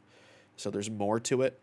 And honestly, Man of Steel is something I probably wouldn't have picked up. I know it has, it's such a well regard by a lot of people, but my to read pile was so big that a Superman book by John Byrne wasn't really up there on paper looking at that. But reading it, I was like, oh man, it's like a history book. Seeing where so much stuff came from was really eye opening. So I'm gonna go with Man of Steel. Um, Batman. But Dark Knight Returns. I I've it's one of those books that we haven't tackled, and it's obviously such an entry point for a lot of readers. And I think we extracted a lot from it. I've read it a number of times. I'm sure all of us have read it a number of times, and so being able to still squeeze something out of that book and have a good discussion and it means that the book stands the test of time and is and continues to be a great entryway and entry point for the character for people who come into DC. And so I really appreciated the book for that and for what we were able to do um, with something that has so much analysis on it already. Hell yeah. I think for me it's Crisis, because it's it's so it's always interesting to go back and see the original thing, and Crisis on Infinite Earths being like the first event and the first one that like had meat to it, and they wanted it to make sense and not like sell toys. They wanted it to fit in this tightly knitted continuity that they were trying to bring together. And to hear, context around that and just to revisit it and dissect it a little more than, I did in a packed bus in 115-degree heat. Like I love that. My answer is Batman by Morrison. Maybe there's some recency bias there, but not really because that's been my favorite comic for almost 20 years. It was really, really like a big moment for me to be able to talk about that book because it is my favorite and it's my only favorite that we've never gotten to. We've never had really any kind of discussion about it. So being able to present everything that I've like learned and also thought about with that book to you guys was an honor for me. So that would have to be my answer. But that also means we all chose a different one. So we turn to the poll to determine the winner of this. I am glad that we did so many book clubs that we're all proud of. A lot of stuff I every haven't year. read before too. Yeah. Yeah. I feel like that's always an end goal for the podcast and for the book club is, we're introducing a book to our group as well.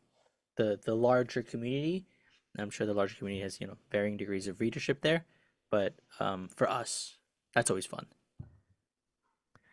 Yeah, I'm with you. I mean, Crisis and Man of Steel and Annihilation were first reads for me. Hmm. Yep. I don't know when I would have gotten to them without the book club. So thank you to the listeners for forcing us to be exposed to more, new books and new ideas. Speaking of which, we do have one more book club to go. We are doing the East of West book club this Monday. Monday, because of course, the New Year's Eve. We're going to be presenting that. Jonathan Hickman, Nick Dragata, two people who were nominated for awards this year for not that book because that book is old now. But they're still doing great work in comics. So we will be talking about that Monday at 6 p.m. Eastern here on the channel. Can't wait for that. Yeah, that's gonna be crazy. Yeah, it's going to be a lot of fun. I'm going Did to we? close. Go ahead. Sorry, did we call this one out? This Izzy's issues comment, best community-led Please do. change. Go for it. Oh, that one. Best community-led change is the community book clubs. That's right. Every Monday, or almost every Monday, within the Discord, we have a specific channel, the Community Mini Book Club, where a group of us, led largely by Paul, Atomic Hound, we have Dan where is this? Trudeau, Ray, Izzy. Dan Trudeau, Izzy, just everybody there is helping to guide conversations around and further extend what we do here with the book club, for the community. It's a collection of only a few issues every week, and it's always great to tune in to one because I feel like the same ideas and philosophy we bring here to the book club is being extended there, and it's great to see the depth of conversation, the analysis being done, the imagery that's being brought out. And so yeah, Amin as well, Dan, just thank you guys for leading the charge on these things day in and day out, because it's so meaningful to see that translate and see the effects of analysis be furthered within the community. So please, if you can, join the Discord, just for that, if you want more analysis, more conversation around comics. They've done books like the original Tomb of Dracula run from Marvel from the 70s, which I never would have read without that, and was blown away at how good it was. Manhunter from the 70s, early 80s. Yeah. Tremendous. Justice Society, the Golden Age. Insane choices that are all just phenomenal. And have nothing to do with us other than sometimes we listen and sometimes we participate. But it's got, like, they invite us. We're lucky to be there. And the best part about it, totally free. All you have to do is be a Discord member, which is not doesn't cost $1 or a cent. So if you want to hang out with our community, Discord is the place to be. I'm gonna end the poll here now. It's been ping-ponging, but the winner for best book club, Oh, actually, it's a there's tie. Wow.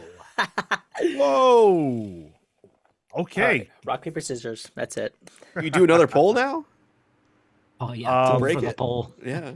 Oh my goodness. Might as well. Sure. All right. We'll run another poll. Best book club, but with only 2 options now. Wow, Annihilation. Run another poll while I bring up Izzy's other comment. Sure. Izzy said, my vote is for Future Imperfect because I was watching that stream on my wedding night. Izzy. Come on, man. I appreciate that we were in the room with you on your wedding night. That's a beautiful thing. Hulk smashing was happening in the book, but maybe. Whoa. Wow. I just thought it was pretty cool, like that you would want us with you on such a monumental occasion. It's a Thank beautiful thing. Allowing us to share in that. Yes. I'm not above being background noise. I'll say it. Someone said, well, not just one person. We've had a few people throughout the years say that they've fallen asleep to our show. Sure. And as someone who God. cannot sleep without YouTube at night, I am very, very understanding of that. What's your poison, Sean? I fall asleep to Howard Stern. Hey, now. There you go. Wow. Yeah. I have an air purifier like a normal person. White noise machine. Fair Well, enough. White Noise Machine, that's also Howard Stern. I've just sent in the chat a link to the Discord. So if you are on stream and you're not part of the community, and you want to join, please do. Again, a great place to just extend these conversations. I'm sure there's going to be chatter about this episode, the votes that we have, and please share your own votes as well for all of the great books that you've been reading this year. And what episodes you have gotten married to. All right. I'm going to close the poll. Let's see the result. It looks like it's pretty clear this time around. Crisis on Infinite Earths, 61% of the vote. So there you go. There it is. Best book club of the year. The last category that we have is Pal of the Year. There are only 4 choices because there are only 4 pals, at least here on the panel. There are infinite pals in the world. We don't even know how many pals there are in the world. But there are only 4 of us here on the panel. Yeah, for real. My pick would not be either us, like any of us. Oh, so who's your pick? I would probably nominate like Phil. Tom McCown, maybe. Extend. Say Phil.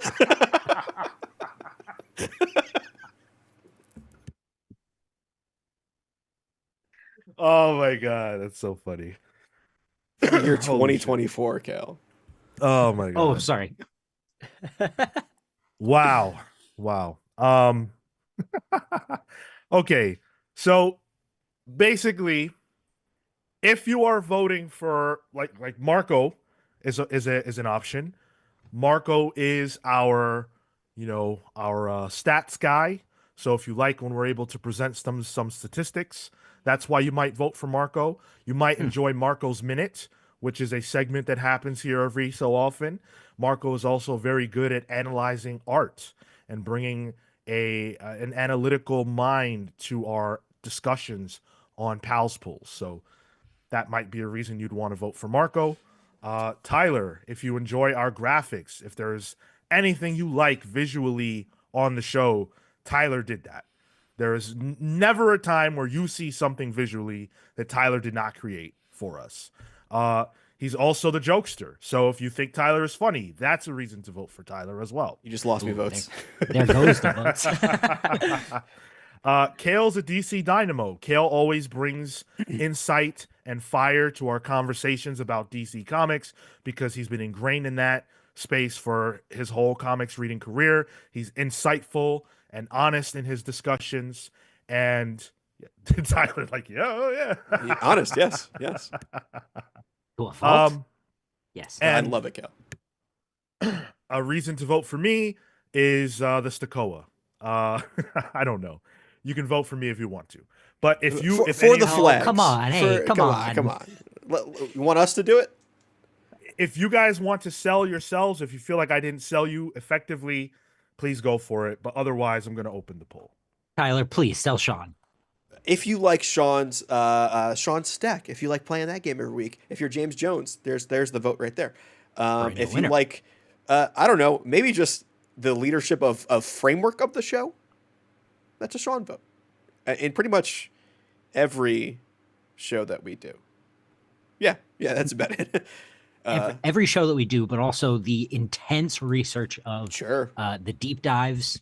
Every week he calls out every member of the Patreon, and he writes the majority of the Patreon membership stories. Marco sprinkled a couple in there. You can definitely tell the quality, but oh damn! I particularly like mine. No, I'm just kidding. Marco's truly are great. But I like it. It's absolutely fair to say that Sean has done the lion's share of it. So thank you. I appreciate that. But we all contribute, and I know everybody has their favorites. So now is the time to tell us through the poll who your pal of the year is. And don't forget that we can see who voted what. And also, very important. Don't forget, I control the stream. That is also true. That is true. So Tyler is the stream I doctor. could accidentally click a button. Oops. Oh no, my power cable is right near my foot. Libro Paradiso says, do I have time to consult my attorney? No. Smart move, actually. You should always consult your attorney. Comics Are Dope said, "How am I not nominated?" Dude, the reason you're not nominated is literally because there's only 4 options on YouTube. I wanted to do that joke. I really, really did. You would have had to include Chillmonger. He's the only other guest that's been on Pals Pulls, and I had to make an entirely separate category for him on the chart. That is true. Steve Matthews says Marco can use his AI minions to fix the vote. Always, always. Tyler, you You're muted muted. yourself. Probably for the best. Steve Canara says the whole is better than the sum of the parts. I Ain't like that true, buddy? That's not what the poll's saying so far. I'll end it. It's not a fair poll. I won. I want to say that while I appreciate the fact that you guys would vote for me, it's kind of like being a band leader where you're the front person, but that doesn't mean you're the most important. It's just that for whatever reason, I'm the host, and that's gonna be how that trends out. I've been a bassist before. I get it. Thank you. I appreciate that a lot. We all put a tremendous amount of work into making sure that this happens every single week. And it is very much a labor of love.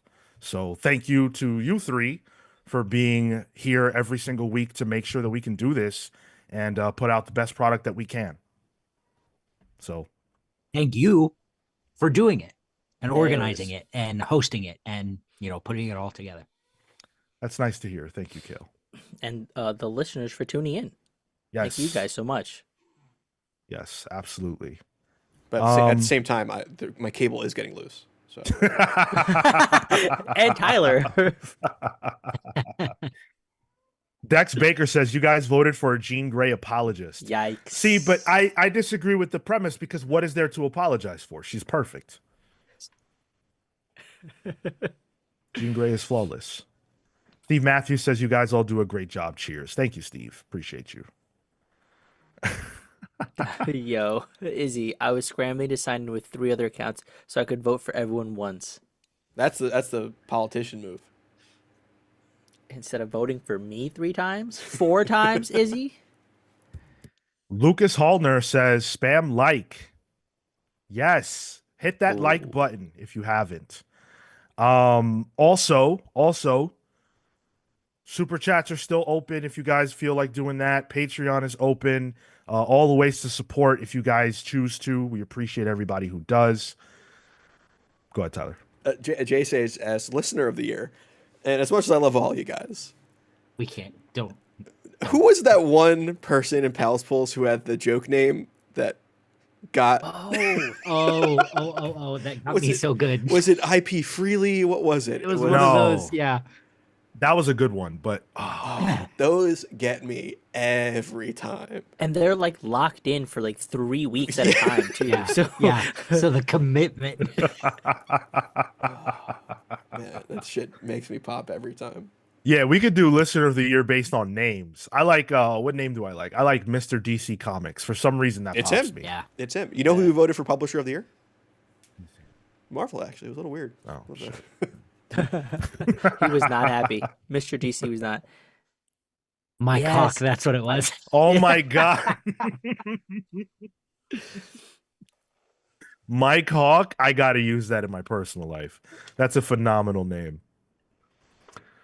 Oh man. Ben Loudly says actually the Jean Grey thing is the reason why I didn't give Sean my vote. Well, Wow. Yikes.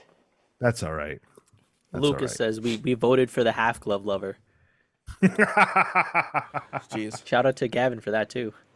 Oh, hell It's yeah. true, yeah. Hell yeah, dude. Damn, Gavin didn't make He it did today. that. Yeah. He did that for you. And you didn't even put him in the best artist category. He was in Best Creative Team. Yeah. He made it on Best Creative Team. I definitely wanted to make sure he was there, but it was earned.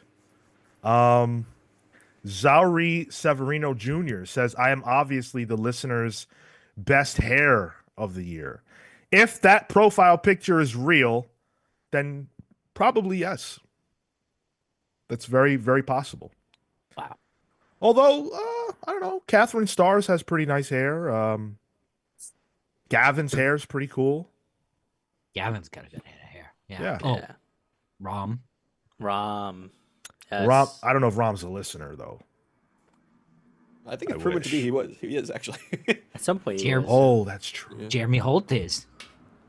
Good Oh, hair. Right? Yeah, They got They are. some good hair. Come on. yeah, that's undefeated hair.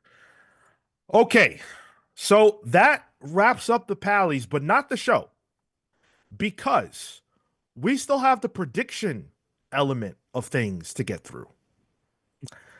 Now, this is where the competition gets spicy. Pal of the Year is cool. I like the voting. I like the game where we figure out who understood themselves the best, who understood how 2024 would play out by predicting things with such accuracy that they could beat out the rest of the field and win the prediction game. This is where all the bragging rights lie. And in addition, to the prediction winners and losers, we're going to predict 2025 out as well. So stay tuned. And we're going to give away some more channel memberships a little bit later. We're also going to play a game. So the show's not over yet. We've got more fun to be had. Who is 2024's Nostradamus? Oh. Huh. I kind of like that. Right. You cooked a little there, Marco. I tried. I was going to say A little. Nosferatu for a second. I'm like, that's the wrong person. Hold on a second. Would have been good. Would have been good. Comics Are Dope said the Prince of Paws. Is that in reference to me? Who is that in reference? That's in reference to you, Sean. What did I say? I didn't say anything. You said I need to use my cock more in my everyday life next year. Oh shit! I didn't even realize it. Me and Comics Are Dope. And me and BJ are always catching your shit. It's just like there's like a stare at each other that goes through the internet without actually seeing each other. It's just like, come on now. Steve Matthews says no worst bet of the year, Pally. Well, that would obviously go to Cale, right? I don't know about that. I guess for the year. I mean, I guess for the year, but I mean, you've got some pretty bad ones in your pocket. Well, I've only lost one bet, and that wasn't this year.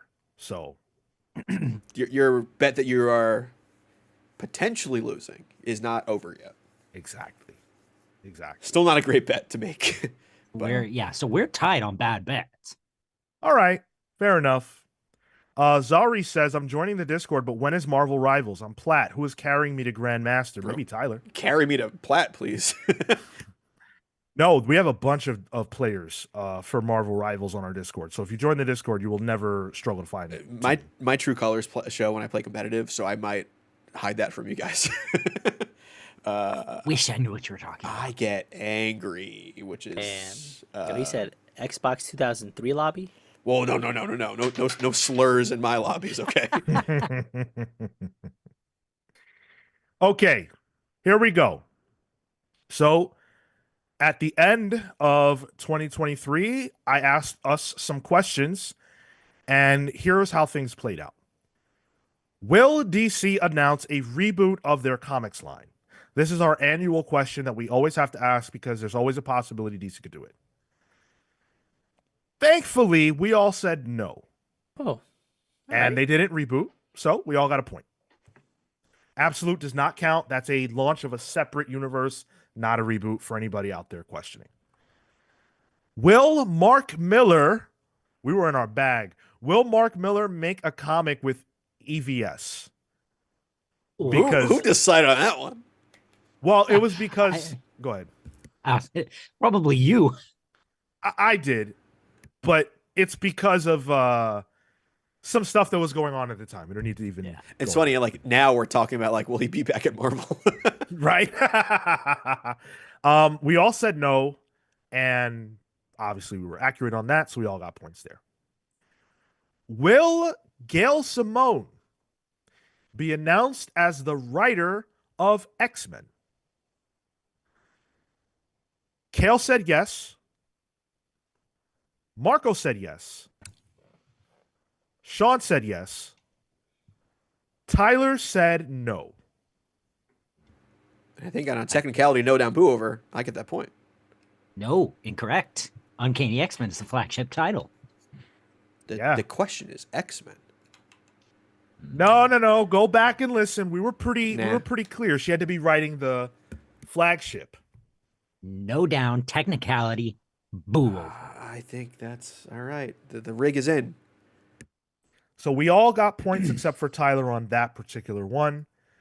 Will Philip Kennedy Johnson be announced as writer of Justice League or Avengers? Cale said no. Yes. Marco said yes. Damn it. Tyler said no, and I said no. So at the moment, for those keeping score at home, Cale and I are tied at 4, and Tyler and Marco are tied at 3. What is the first Marvel series Greg Capullo will work on? Cale said Wolverine. Marco said Hulk.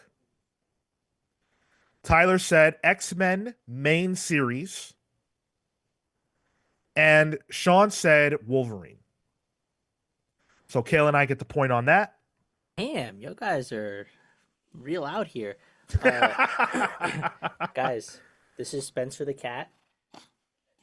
He has a little hoodie on, and it's a little Comics Pals branded hoodie. What? That's insane. My aunt made this for me and for Cleo the dog. For her, whatchamacallit, for Christmas. I finally got a chance to put it on him and wrangle him, so it's here. Yo, that's so cool. One more time for the folks at home. Hold on. There it is. Ah, Wow, dude. look how happy he is. Tyler, you got to step your game up. No, this guy spills all my shit. He ain't getting no hoodie. All right, back to the proceedings. Will Scott Snyder write a comic for Marvel in 2024? This was certainly we knew about Absolute privately. We couldn't talk about it publicly, but we knew that Scott Snyder was going to be doing this, and that's why we all said no. A lot of other people thought that it could happen, but we knew that that was not a possibility. Will we know the new title of Avengers 5? Of course, we know that the title of Avengers 5 is now Doomsday, Avengers Doomsday. And we all said yes. Ooh, all right. So we all got the point there. Was there a prop bet at all on title? No? No. Okay. A parlay. That's the only way I'm going to win at this point. Well, yeah, because right now we are actually at a tie. The tie is between Cale and I. So Marco and Tyler are unfortunately out of the runnings. It can only be Cale or I. I feel like there was something I lost this year. I can't remember what it was. Well, there's only one category left, my friend, and that is who will be the breakout creator of 2024? Oh, Yeah, of course. This is always where it gets crazy because we add caveats and things like that as to who is actually eligible to win this category out. Cale chose Rom V with the caveats Uh-oh. that Rom must have an event release and a hot indie series. We got the indie series. We did. And you know what? New Gods does tie into a big event. It does. But I think I'm a year late. I think if all of the New Gods stuff got shifted back to this year, I think he'd have it. Yeah. Marco chose Cy Spurrier Wow. with the caveat that he must do a main event for DC Comics. That did not happen. Idiot. Tyler chose Tony Fleeks, who, had an all right year. Definitely. Get him next year, just like the Knicks. There were no caveats to that, so. Yeah. And then I've got a crystal fucking ball. I chose Dennis Camp with no caveat. Where did that come from, you think? Was it Dennis Ultimates? Yeah, I knew he was going to be writing Ultimates, and I just felt like, okay, this is going to be crazy. because I had read Children of the Vault, and I was like, if they're getting this guy Oh yeah. to Okay. do that book, that's gonna be nuts. So, as I have every year that we have played this game, I win the prediction. This time only by 1 point, because Wow. Cale was coming for my throat, but I did do just enough to take it. And you haven't won every year. You had this is not the first year you and I have gone at each other's throats. We have also tied We previously. have tied, but we were both winners. Well, but we were both losers. Well, you were more of a loser than I was. I guess that's the difference in our worldview. Thank you. Go ahead, Tyler. Nostradamus, says Steve Canaris. Nostradamus. Hell fucking yeah. I like that. I like that, Steve. I might have to use that. Uncanny Suit says, how did Sean pull it out? Dennis Camp, man. I rode that train to a victory. I saw it coming a mile away. Fucking Babe Ruth knocked it out of the park. Called his shot. Had to do it. Surprised no Kelly Thompson. He's a ready breakout. She like Yeah. ready kind of a household name. I'm sure like this is her breakout year, but not in terms of like everyone else. Like she was a known quantity. Sure. Yeah, like I wonder what caveats we would have placed on her last year. With no caveats, Kelly Thompson wins. I think it would have to be an event, right? It would have Yeah. to be probably. Or yeah. like a major teen book. Like Birds of Prey obviously is absolute fire, but if she was on Justice League, like that would be a level up. If you told me last year Kelly Thompson with no caveat, or with the caveat that she had to have a massive book, Absolute Wonder Woman would have satisfied me. Yeah. Yep. Yeah. Agreed. Zari says seeing Dennis Camp from last year is madness. Nostradamus. Steve Canaris called it. That's it. Now let's get into the predictions for next year. Let's see how I got accurate this. we can be I got this. about what's going to happen next year in comics. All right, here we go. Will DC announce a reboot of their comics line? No. No. No. Easy Shit's enough. too hot. Shit's Yeah. too hot. Yeah, I can't do it. No Don't need. touch it. Will Robert Downey Jr. appear in Fantastic Four First Steps? Ooh. We know he's playing Doom in Doomsday. Will he be in Fantastic Four? Yes. Will we see his And that's- face? I don't know, but we'll at least hear his voice. Interesting. Okay. Which then gives Is him a that a credit. cap- That gives him a credit though. It has to be him. It can't be like Credited. like a stand-in. It can't. We have to know for a fact it's him. Ugh. Hold on. I feel like I'm gonna say yes. I'm gonna say yes because they made a whole big hubbubaloo about it. Yeah, it's a preeminent movie. I'm expecting at most like a post-credit scene. But like, does he show up in Doom costume for this, or does somebody as a stand-in and we hear his voice? It's Robert Downey Jr. after all, so I'm also thinking like if we're getting flashbacks or whatever of young Reed and Victor, and they de-age Robert Downey Jr. because we have to remember this is a 60-year-old man. Does that count? I think it does. I'm gonna say yes. Yeah. I'm gonna say yes. As long as he's in the movie, like it was him for sure. Like, what's a good example? You remember the guy that played Thanos? He didn't appear in Avengers 1. That was a different person. He wasn't That would cast that not one, count as that guy. Would you consider Mahershala Ali's appearance in Eternals? Yes. Because it's his voice. He doesn't show up, Yes. but it is his voice. Yes. Okay. We have to know it was RDJ. Got it. Okay, then yes. Okay. Yes. Yeah. Yes, I say yes. I'm gonna say yeah. Will there be an absolute DC event in 2025? Ooh. Gonna put us at like issue 15. What constitutes an event? Will a crossover count? Yes. Because they'll make an event out of that. Right. If I would say like it has to be a separate book. So it can't be like, in my opinion, it can't be like, oh, absolute fucking bullshit. And issue 1 of it happens in Absolute Wonder Woman. Issue 2 happens in Batman. 3 Can't be an Superman. X-Men style event. Yeah. Right. It has to be a mini unto itself. No. I say no. Yeah, no. I'm gonna say I no don't as think well. that'll happen. I'm a no as I th- well. Yeah. Hmm. People They will might- meet, maybe. They might do a Justice League, but I don't think that'll be a mini.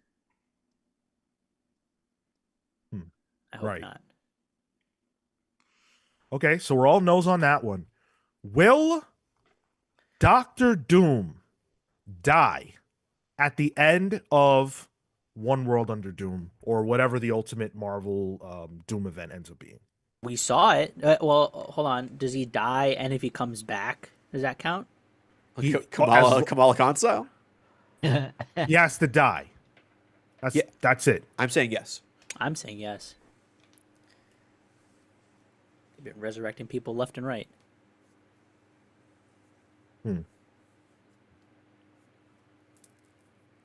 I'm gonna say no. Yeah. Damn.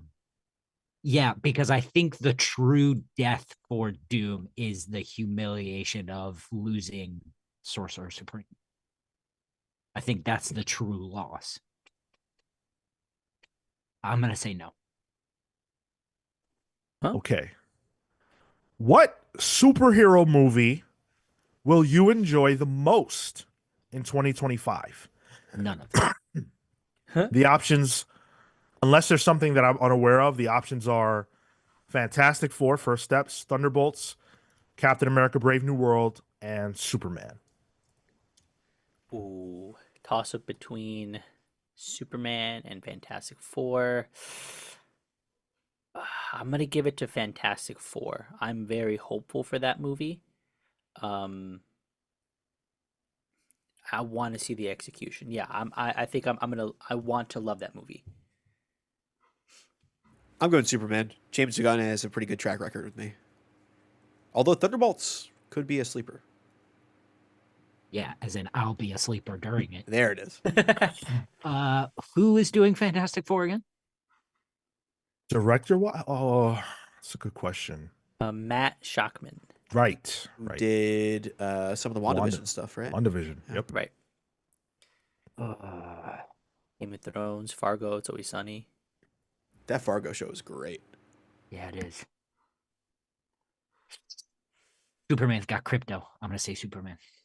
Oh, nice. We're not counting Dogman? Do you want to? No, I'm You're not even going to see it, Marco. Let's be real. These questions are rigged.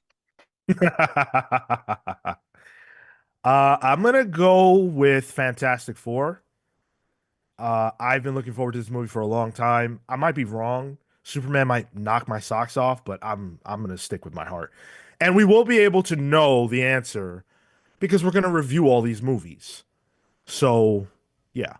Plus, I have a letterbox, so I have no way of disputing things. It'll be on there. There you go. Will Mark Miller write either a Marvel or a DC comic book in 2025? I want to say this because I just feel like it's worth pointing out. Just to erase all possibility, a reprint would not count. I'm going to say yes, and here's why. I think Marvel is looking at that Hush Tua and thinking, "What's our version? How do we Great point. steal that fire?" And I think there's always, in a case of emergency, break Mark Miller glass that they have that they've not needed to break. This year might be the year they need to break that. And it looks like Mark Miller wants to do it too. So I'm gonna say no because I think there's lead time involved, and I think that'll be a 2026. Like I think the contract, like contracting and the actual negotiation part happens in 2025, but the book doesn't come out until 26.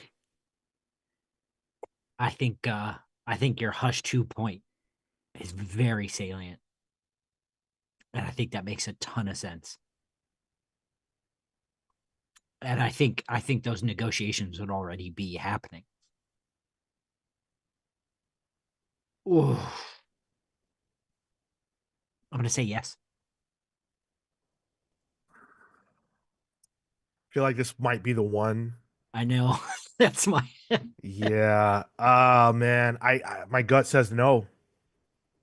Huh. For whatever reason. I don't know what it is, but I think if it was gonna happen, like why hasn't it happened already? I'm a no. I'm a no. I might regret this in a year, but I'm a no. We've just got just a couple more. This one's tough. What writer and what artist will step in on Batman after Jeff Loeb and Jim Lee? You get a point for each correct creator. Now, what I am asking is after the 6 issues are up that Jeff and Jim are doing in 2025, Batman will have a different creative team. What creative team will that be? You're doing 6 issues for Hush? For the first half, yeah, that will release in 25. And then the second half, yeah. Is 26? Yeah. which is somehow its own miniseries that does not continue the Batman numbering. Confusing. Hmm.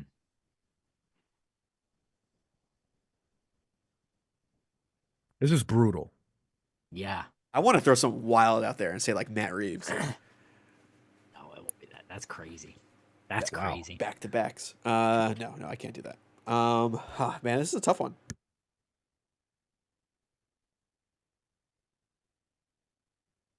Oh Chip my god. Zdarsky. You guys are never gonna believe. Batman #1 by Chip Zdarsky That's and right. George Jimenez. Oh my god. Dude, I don't fucking know.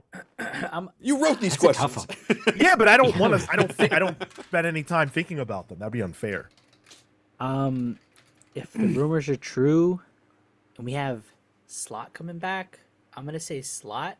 Oh my No, god. Fuck off. Hey, If he's coming back, he's Shit out going there. to Superman. Let's be real.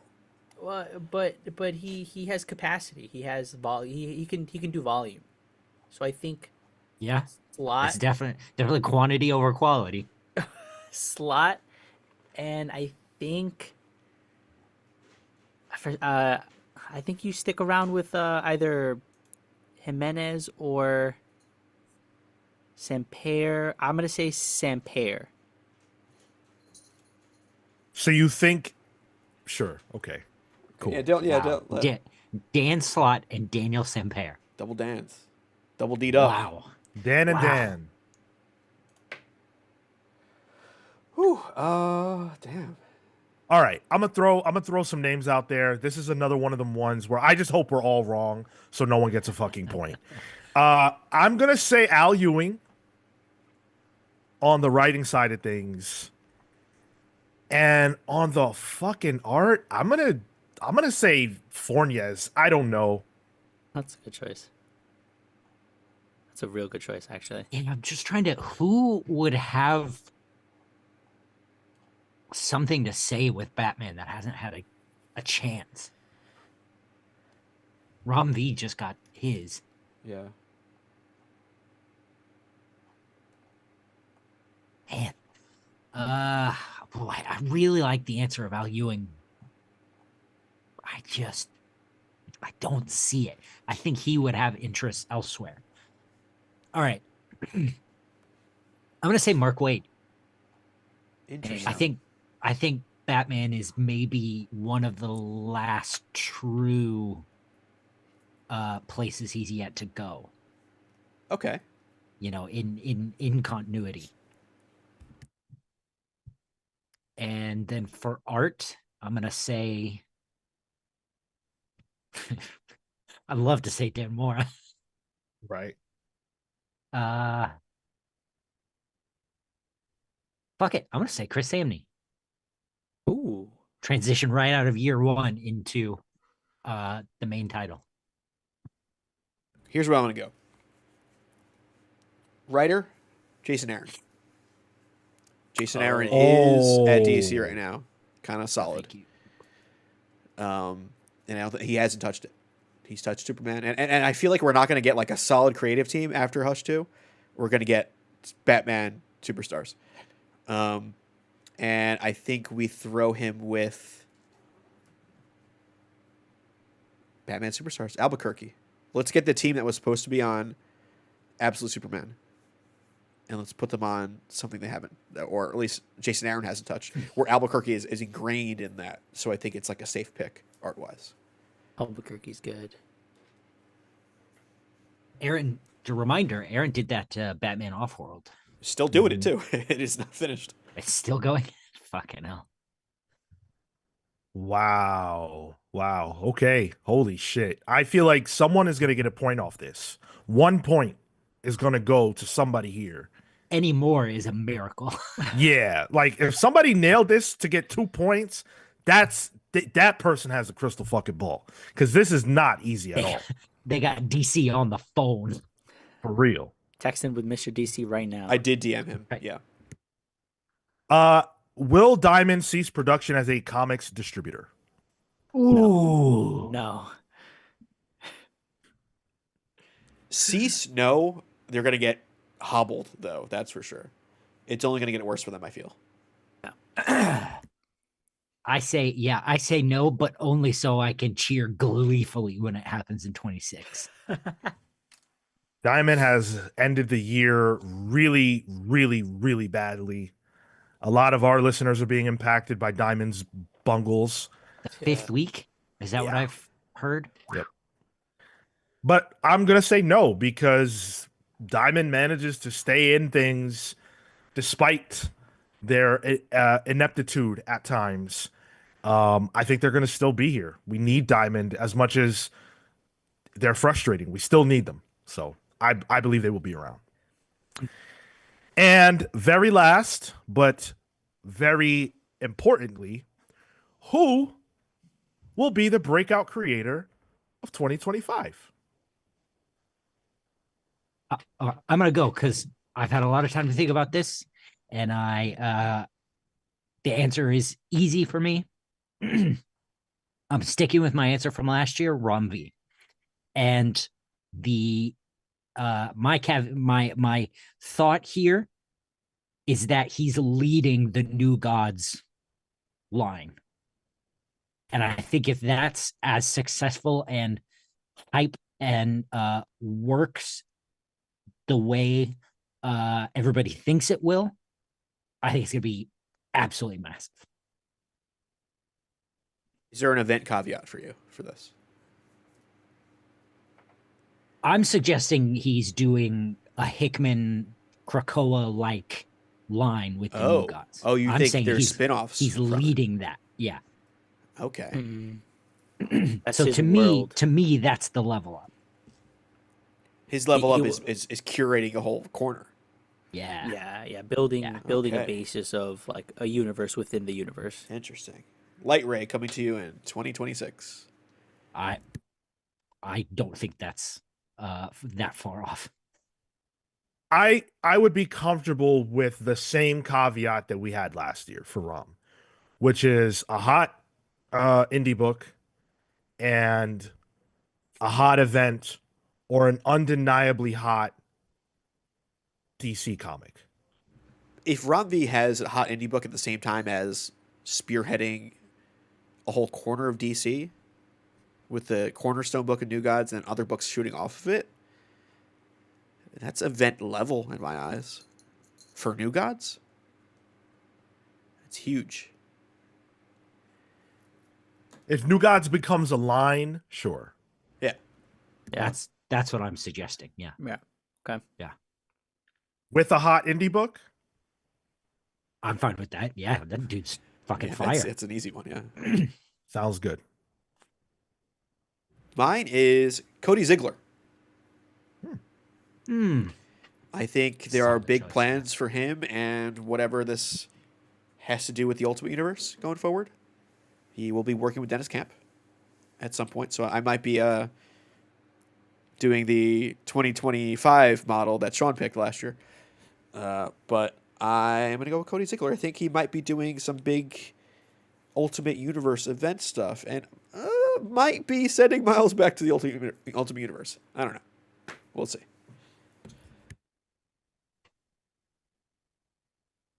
What you got, Marco?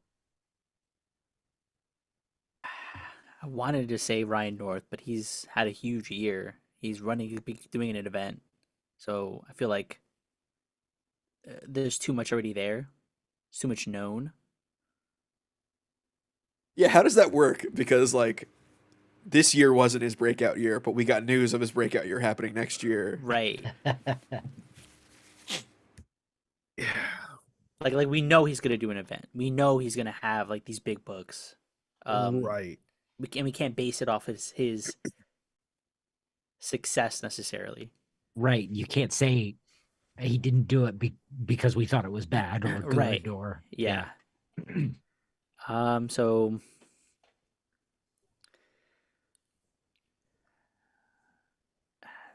Scott's not gonna count. I don't know, man. You could also choose an artist. Just saying, if that were. That's it's more of like a bet because Yeah, their output yeah. is less. But I think there are some rider artist combos out there that could, have big years. I'm gonna do. Uh, I think PKJ needs an event. Yeah. He needs something big. And I hope that they give it to him. So I'm gonna do PKJ. Yeah, he's got that. Isn't there a new Superman book that's supposedly tying up his old god stuff? Supposedly. I'm wondering, does PKJ need an event? Either an event or big team. Yeah. Big team makes sense. Yeah. I'm comfortable with that. I would put him at Kelly Thompson level, like really just like simmering, like ready to boil. Yeah, yeah. Okay. Oh man, I am really, really struggling with this. I have two people in mind, and I just don't know which way to go. And I feel like I'm gonna kick myself if I get this wrong. Um, man, Talk it out. Talk it out. what Convince would yourself. what would you guys say to Wes Craig? That's a fair one. I saw that in the chat actually, and I thought about it. He has hinted at things. He would need to be doing a mainline Big Two book that is not its own miniseries. Yeah. It would be an ongoing. Yeah. Oh, then that's impossible. Yeah, I don't. He's an Yeah, artist. I don't necessarily agree with an ongoing, but I think it's got to be huge. Could be a run on an ongoing, like he's doing 6 issues of Superman and he's writing drawing, like that's big in my eyes.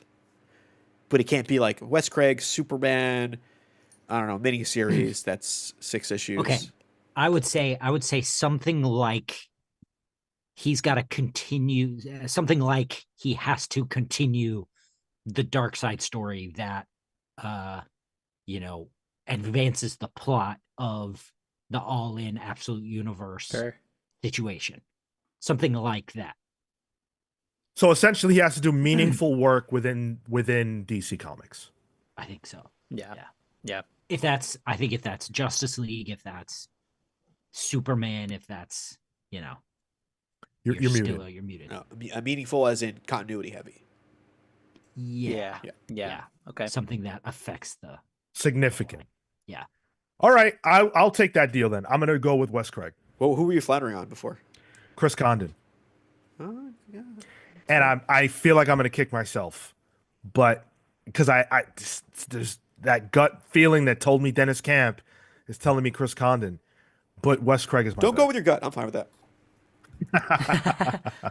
Cole heard your gut, and he says, "Are we on Breakout Creator?" I gotta say, Chris Condon. There it is. What is Chris Condon doing? Wolverine, Ultimate Wolverine, And he's doing Green Arrow right now. and that, yeah. Yeah. So he's He kind did, of like in that early, like I'm doing both Yeah. right now. Yeah, See yeah, who yeah. wants me. Did Enfield, what is it? Enfield Gang, Gang Massacre. Massacre. Oh yeah. Oh, It's locked in. All right, next. I like this choice from Aaron Reeves, Eve Ewing. Eve's been like percolating in kind of like the margins. Very good books. Exceptional's been exceptional. Some stuff floating around there. I mean, it wouldn't take much for Eve Ewing to be, to win this category. Yeah, to level up there. Damn. Did you make a pick, Marco? I did, but if no one remembers, I'm gonna go with Eve Ewing. no. He Yeah, did, what yeah, was because it? he was What was thinking it? about Ryan North, Uh-huh. and he went with Uh-huh. Yo, I have no clue. I said Eve Ewing. Chat, I help said me Eve out. Ewing. Bro, Who the I fuck s- did Marco pick? I said Eve Ewing. I don't know what you guys are talking about, dude. You're gaslighting me. This is crazy. No, we laughed at his pick too. Damn it. Like, I'm fine if you want to pick Eve Ewing. I'm really struck by the fact that I don't know who the fuck you said. oh It's like they have a memory hole right now. Luna calls out Nicole Maines. I can't believe Oh my Okay. God. it's a miss. Oh, That's that's good. a miss. That's good. Oh, yeah, Marco said Oh. PKJ. Yeah. PKJ. Yeah. Okay, that's okay, right, that's right. PKJ. No, that's All a good answer. You're stuck. Sorry. Yeah. All right. Sorry, dickhead. At least none of us And- said Nicole Maines. Like, Yeah. Right. so And, Yeah. I'll be locked in at Wes Craig. So Tyler said Cody Ziegler, Marco said PKJ, Sean said Wes Craig, Cale said Romfey. So, boom. oh yeah, Oh, yeah, Marco I wish it was distracted Nicole us with the Maines. hoodie cat. That's what he did. Yeah. Look over here. It's hypnotism. Never saw it coming. Oh, Silhouette said Tate Bromble. That's a That's good good. one. That's a good one. Batgirl Damn was it. good. Batgirl's good. They've done some good stuff. Yeah. Man. Those are the predictions for 2025. Watch this space. I have written down all of our answers. I've already got them. They're locked in. All that remains is to see how 2025 plays out to determine who will win this whole thing. Will it be me again? Will Cale do just enough to usurp me? Will Marco or Tyler come from behind? Anything is possible because it's a new year. So we'll see. We'll see how things go. Okay. I told you we were going to give away a few more memberships. And so we are going to do that here in just a moment. We're also going to play a game. And I posit we play a new game. How about that? Oh. We'll get to that in just a moment. Let me read through the remainder of our Palsverse members who we need to thank, of course. Paul Powerhouse Smith, Andrew the Galaxian Smith, Neon Knight the Cosmic Avenger, Matthew the Shade Cosmo, BJ Kicks who is with us, the Living Blade Boss Rundeer, the Grand Alchemist, Chop Harder Alchemist who is in the chat, John Barrier B, Todd Tremor Butler, Doomsday, David Melendez Doria, Cameron Torn Thornton, Steve Swarm Canaris, who is always with us, Brian Rage Redmond, Panda V Panda, Ted, who I believe is with us, Mad Max, the Absolute Overthinker, Blur, Jekyll, Jose, and Kobe. Kobe, I have been sick, brother. I am sorry I was not able to get to your origin, but we will do that to kick off the new year when I am feeling better. But thank you. Those are the patrons that we are closing out the year with, presumably, unless anything changes between now and Wednesday. Thank you so much to each and every single one of you. You mean the world to us, and we couldn't do it without you. Well, we did do it without you for like 6 years, but you're here now and things are better, so thank you. All right, let's give away a few more memberships to the beautiful people that are here with us right now. So I'm going to go ahead and throw those out, and then Marco, you read off the winners. We've got Connor, Lucas Hallner, Raging Sloths, Jamzilla, what's up? And Michael DeFonte winning gifted memberships. Enjoy Nice, those nice, early nice. access videos. I think the And newest emojis. early access one just came out yesterday, which is Sure did. a really good discussion about mutants and their analogy for civil rights movement.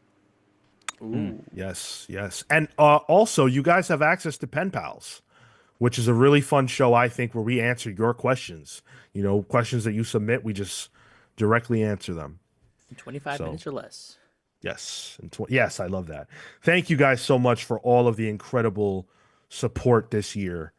You guys have been tremendous. Connor says, sweet. Thanks, guys. I'm going to stay sub once it ends. Thank you very much. Oh, bless. I like just being able to give away the gift to you guys, but anybody who chooses to support beyond the gift, y'all are real for that. So thank you so much. Tyler, if I were to quickly send you an image, how fast could you get it on the stream? We're about to find out, aren't we? All right. Well, let's see how much of a whiz here I could. Okay, yeah, that's easy enough. Boom. Boom, Man. boom, boom. And that will tell you exactly what we're about to do. Jamzilla would like to thank the Academy. No need to thank the Academy. Thank you for tuning in. Oh shit. Okay. And YouTube.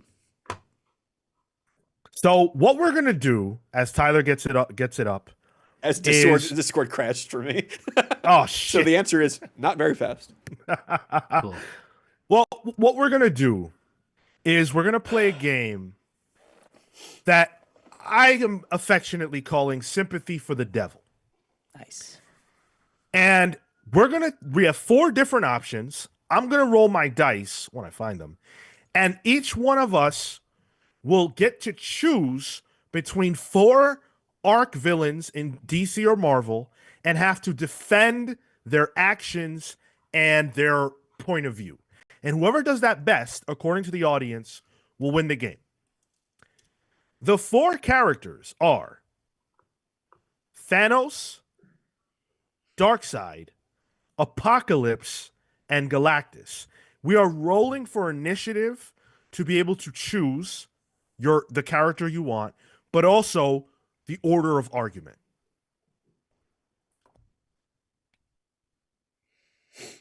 Who chooses? So does the once the character's chosen, are they off the board? Yeah, so like let's say you win the Okay. role Yeah. and you decide you want to speak for Apocalypse, he cannot be chosen by anybody else.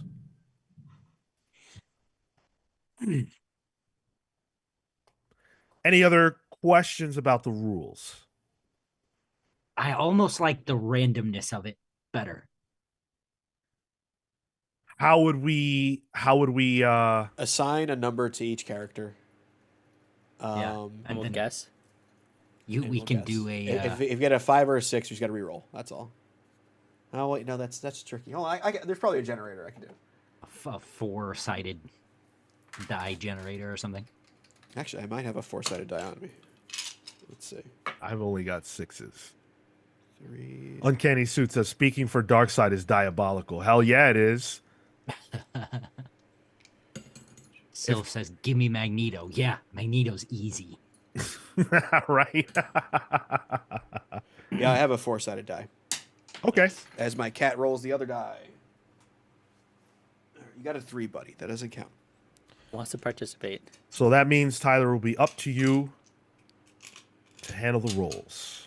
All right. So so we'll go on the way this image is. So Yeah. Thanos is 1, Darkseid is 2, Apocalypse is 3, Galactus is 4.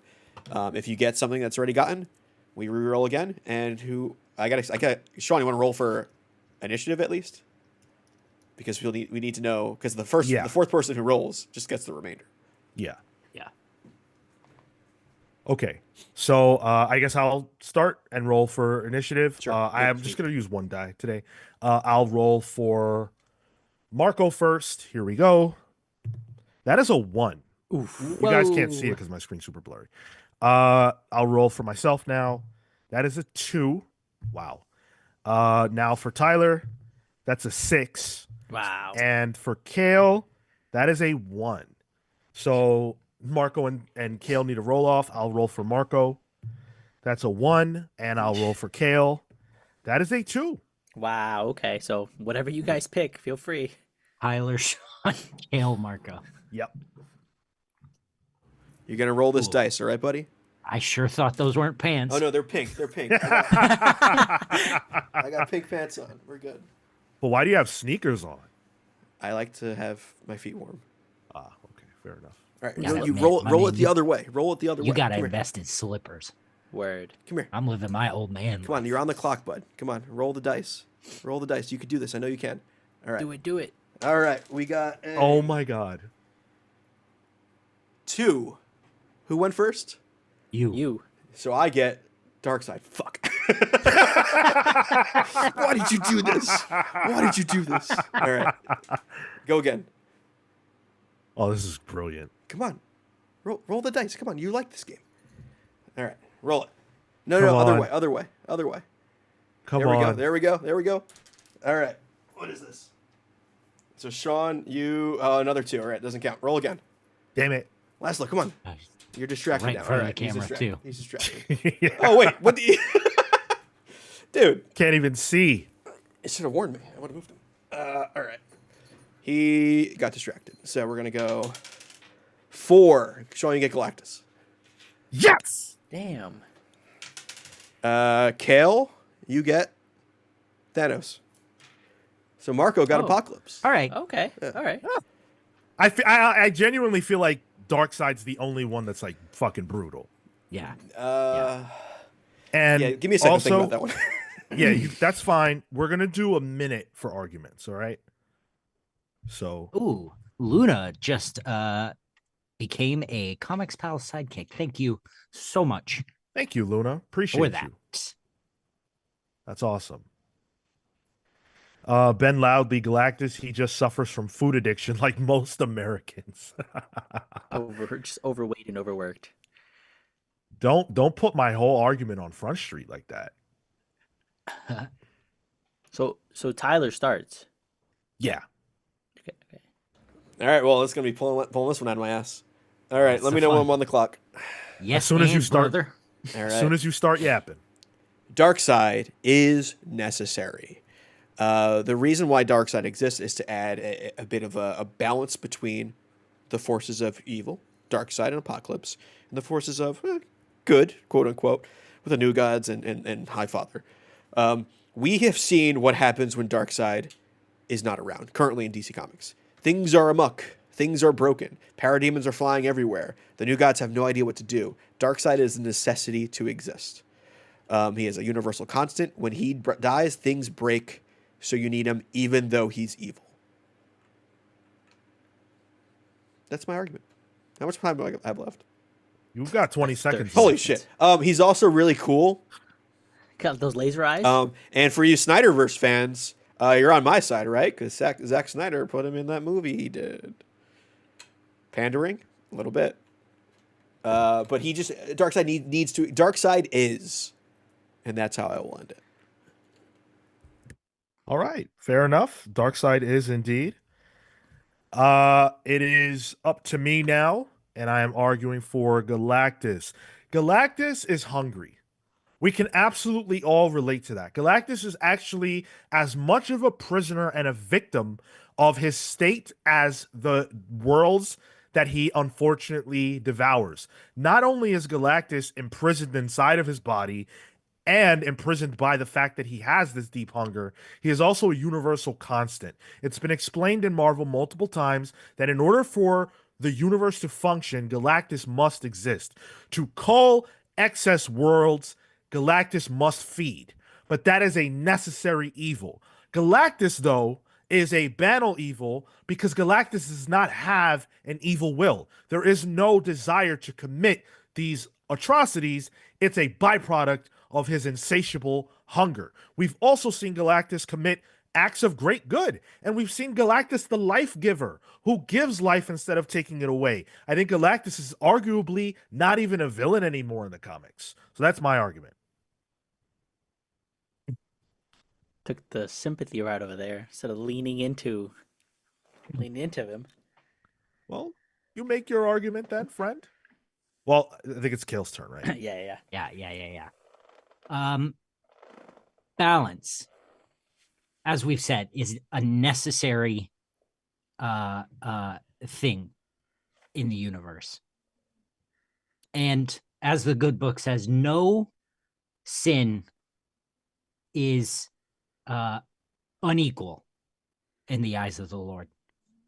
And when you have the power that Thanos has, who is the Lord? CEOs, murderers, common thugs alike, gone at the snap of a finger.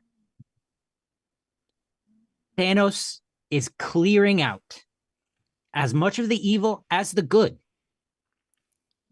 What the world and the universe needs is no way is a cleanse. And Thanos is the only one brave enough to give it to us and to make his power known. There you go. That's Cale's argument. Fucking hell. Marco?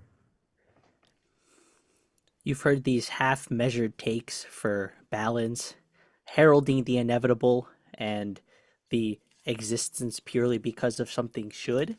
No, you have not yet heard the word of conquest, of leadership of war, of apocalypse, a necessary evil and a next step in evolution, in the evolutionary line of superiority. And that is what this conversation is about. What of these people, what of these beings are truly the next step in truth, in existence, that it only exists with Apocalypse? He, and I being one of his many acolytes, feel that his purity and his need to supersede via combat trumps all other opinions, all other necessary evils, because evolution is constant. Marco, I think I speak for everyone when I say, huh? He's evolution. He is the next step. He's the next line. Marco has his timing down, though. It's like he understands this minute thing. He's often put in that minute-long cage. So we all made our arguments. Tyler for Darkseid, myself for Galactus, Cale for Thanos, and Marco for Apocalypse. We leave the voting in your hands. Vote in the poll that is up now to determine who you thought made the best argument for their particular character. And whoever wins can feel happy. And I will say, you could vote for somebody who wants to just kill half of everything willy-nilly with no, method to it. You could vote for somebody who just wants to destroy everything because he's a little hungry. Or you could vote for a supremacist. But why not just vote for Darkseid instead? A leader. But isn't it better to vote for someone with no agenda other than clean it up? Libertarian has entered the chat. Or is it best to vote for the person, the individual character you relate to the most? We all know what it's like to feel hungry, and we all know what we do to get fed. So, chat, it'll be up to you guys to say who you think took it. Aaron Ruiz says, Cale, you had the bag and you fumbled harder than Tyler. Oh shit. Wow. Damn, dude. I got, when I realized how much time I had, that's when I lost it. I was like, no way. That can't be happening. I just, I have to use those pauses, to get the effect, and they play against you. The drama. You play the long game. You're a marathon runner, not a sprinter. Listen, I grew up religious. You speak like a preacher. Yo, chill, figure drawing. Again, said Cale's talking like he's in a cult. Connor says, as a primordial being of evil myself, I relate to Darkseid heavily. I tell you what, after working Christmas in a toy store, I also want everything to die. There you go. We're all relating in some way to our respective choices. Not what I thought would happen. By the way, how do you guys feel about this? Kind of fun? Yeah, it's fun. Good. Yeah. That's Kind of fun. I think if I had time to think about how it's distributed, I could come up with something even easier than a cat. But than a cat and a crotch shot. But I'll figure it out. But the game itself is good. People are here saying that they wanted me to lean into the goodness of Apocalypse. No. That's how you win the game. No. It's the Your point of the argument. game. Your argument was basically like, you should vote for the evil overlord. Isn't that what we want? Don't we want to be led by evil? The next step of evolution. We should want that. We are the product of that. You can't spell evolution without evil, I guess. So there you go.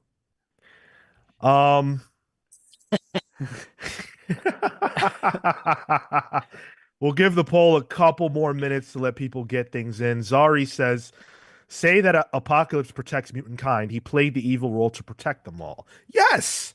Yes, exactly. No.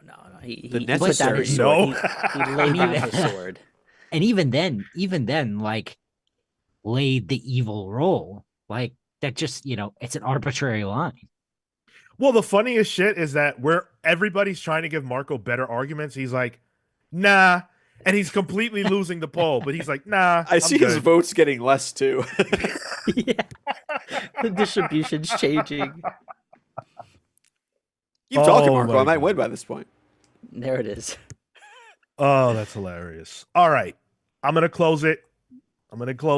And it looks like I take it. Guys, can Sean just lose something? Come on, guys. I thought I Real. was going to lose. I thought you were going Come to take on. it because you were winning by a landslide at first. I took it with 38%. Tyler got 33%, so pretty close. Cale, 19% with the Thanos argument, and Marco pulling up the rear with a paltry 9% for that bullshit argument for Apocalypse. Not the first time a supremacist had 9. It's a German joke. Oh, okay. Hmm. Right. I don't All know right. about that. It was quite a leap. Gotta love it. Language. Full heel. Gotta love it. Full heel indeed. That's what you did, Marco. Marco had the easiest one. You're right, He Zari. did have and the he easiest one. Yeah. fucked it. That is so funny to me. I can't even describe it. That is fucking hilarious. Not only did you have the easiest one, you were given the easiest one out of sheer luck. I go first. I get the hardest one, and then I have to go first from my own cat. And you nearly won. I was Yeah. like, oh shit, okay, cool. But man, what a show. This is the way we're closing out the year, guys. This is it. We done did it. Defending evil. Defending evil, yes. Beautiful. And it's appropriate because we've got well, never mind. If you thought 2024 was big for us, I can say with all sincerity, you ain't seen nothing yet. We put our whole ass into 2024. But 2025, man, it's going to be a special year. I firmly, wholeheartedly believe in that. And I believe in that because of you guys.